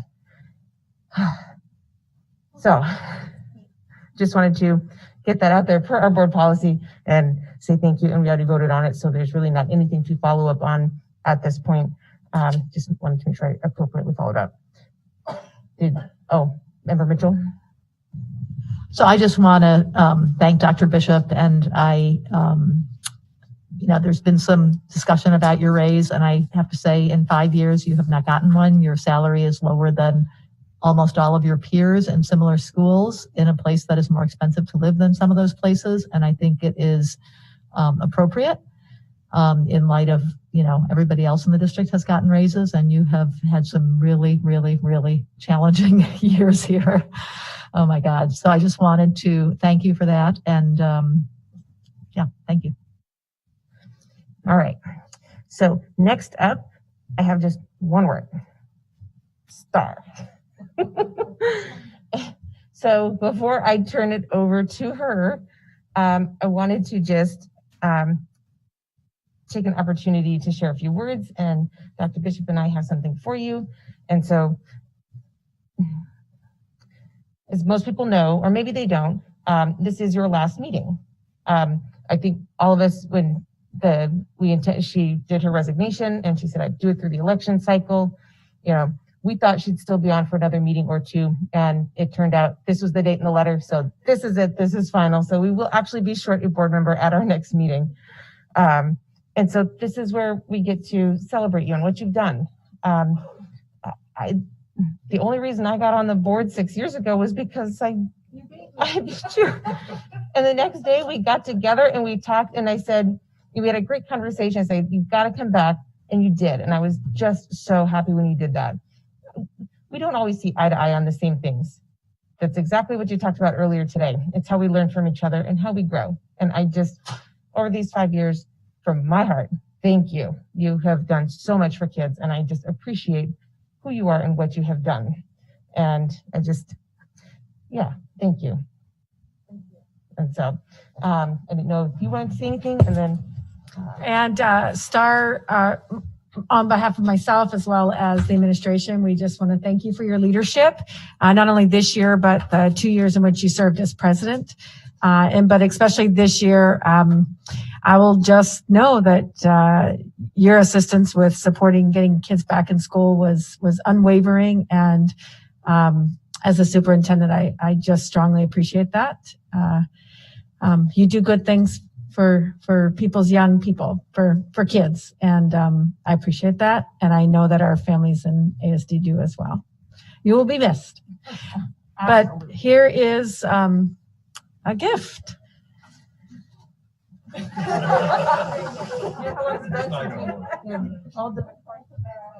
You. And we need to do this at the end. Yeah. So the board and administration want to thank you with this lovely gift. Yes, very much so. Wait, take the gift. Oh, take the gift out. Okay. It's one of those things where everybody needs to know what we got. Oh, okay. They all pitched in, now they want to know what they paid for, right? Looks like a me wall. I think it's a. Oh, nice. Very nice. Yeah. Thank you. Thank you. You can't leave Alaska without a gold pan, Star. Actually, I have several of these in other places, but yeah, you know, I just wanted to say it's not about me. It never has been about me. Took me 3 years to get on this board and 5 years to leave it. You know, Andy here, I became like his, I'm sure when he saw me walk into school board meetings, he was like, oh my God, there she is again. Because I was like just attached to him at the hip when I was trying to think about, when I was thinking about running for school board. And he was just so helpful in answering my questions and what was going on. And Mr. Donnelly, I think we did vote on something together, you and I. So, you know, that's an accomplishment. Yes, you beat me. And Dina Mitchell was, you know, we go back to Great Alaska Schools and has always been a good friend and a supporter. And Margot, we go back to MECAC. You know, thank you just for your insight and everything that you've provided.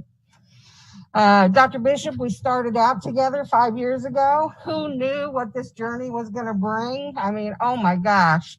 After 2 years as board president, I was like, yes. You know, you guys, amazing.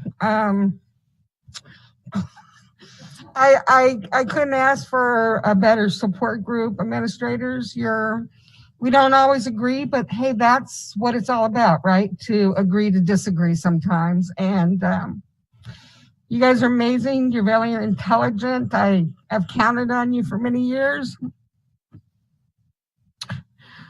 And I guess my hope is that, you know, we're not where we need to be. And we still have kids that are not reading. But I think we're on the right track. We're getting there. You know, as I've heard over and over again, you don't turn a ship on a dime. Back in 2015, I used to testify about the achievement gap and suspension policies and all of those things. And then here I am. And I wish I could say I've done more, but I think as a board, we've done a lot. I think as a district, we've done a lot. One person can initiate change, but it takes a community to make change. And I'm just so appreciative of all the support I've received over the years. So thank you.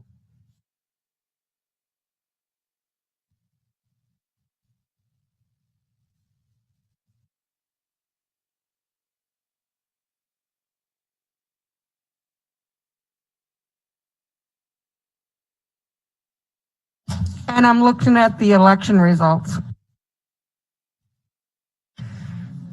All right, are there any final last comments? Member Donnelly. Thank you, Madam President. I want to particularly thank Member Marcette, former President Marcette, for her advocacy for our students with disabilities, among the many, many great things you championed during your time here. Thank you very much.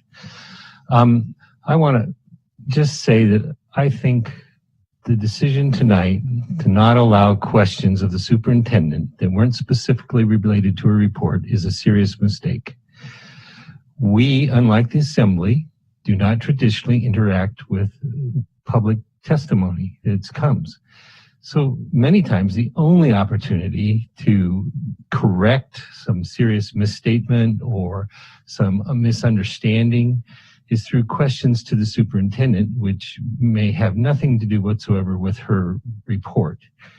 And I believe that the board should always be able to ask the superintendent questions on all kinds of subjects, during that period. I think that's really important, healthy discourse we need here on this board. So I'm going to hope that that policy is reconsidered and not be part of ongoing for this board, because I think that would be a serious mistake. And I further just want to be really clear that I am not advocating for removing any books. I am advocating for a balanced approach and that all philosophies be represented. And I think that these books should appear by themselves on the website without any kind of critical analysis or counterbalance? No, I don't. I think it's a public taxpayer website. It shouldn't be only one point of view on there. But that's not what I'm advocating for. I'm only asking for a fair selection of opinion that on the contrary side on the website. And I have provided a selection of books weeks ago. The superintendent requested I provide those. I've already provided that, and I provided more documents and articles today on the subject also. So I would very much consider the consideration of all the materials that I provided so that maybe some of them might make it onto the website. Any other final member comments or administration comments? Seeing none, I would entertain a motion to adjourn. I move that we adjourn. There we go.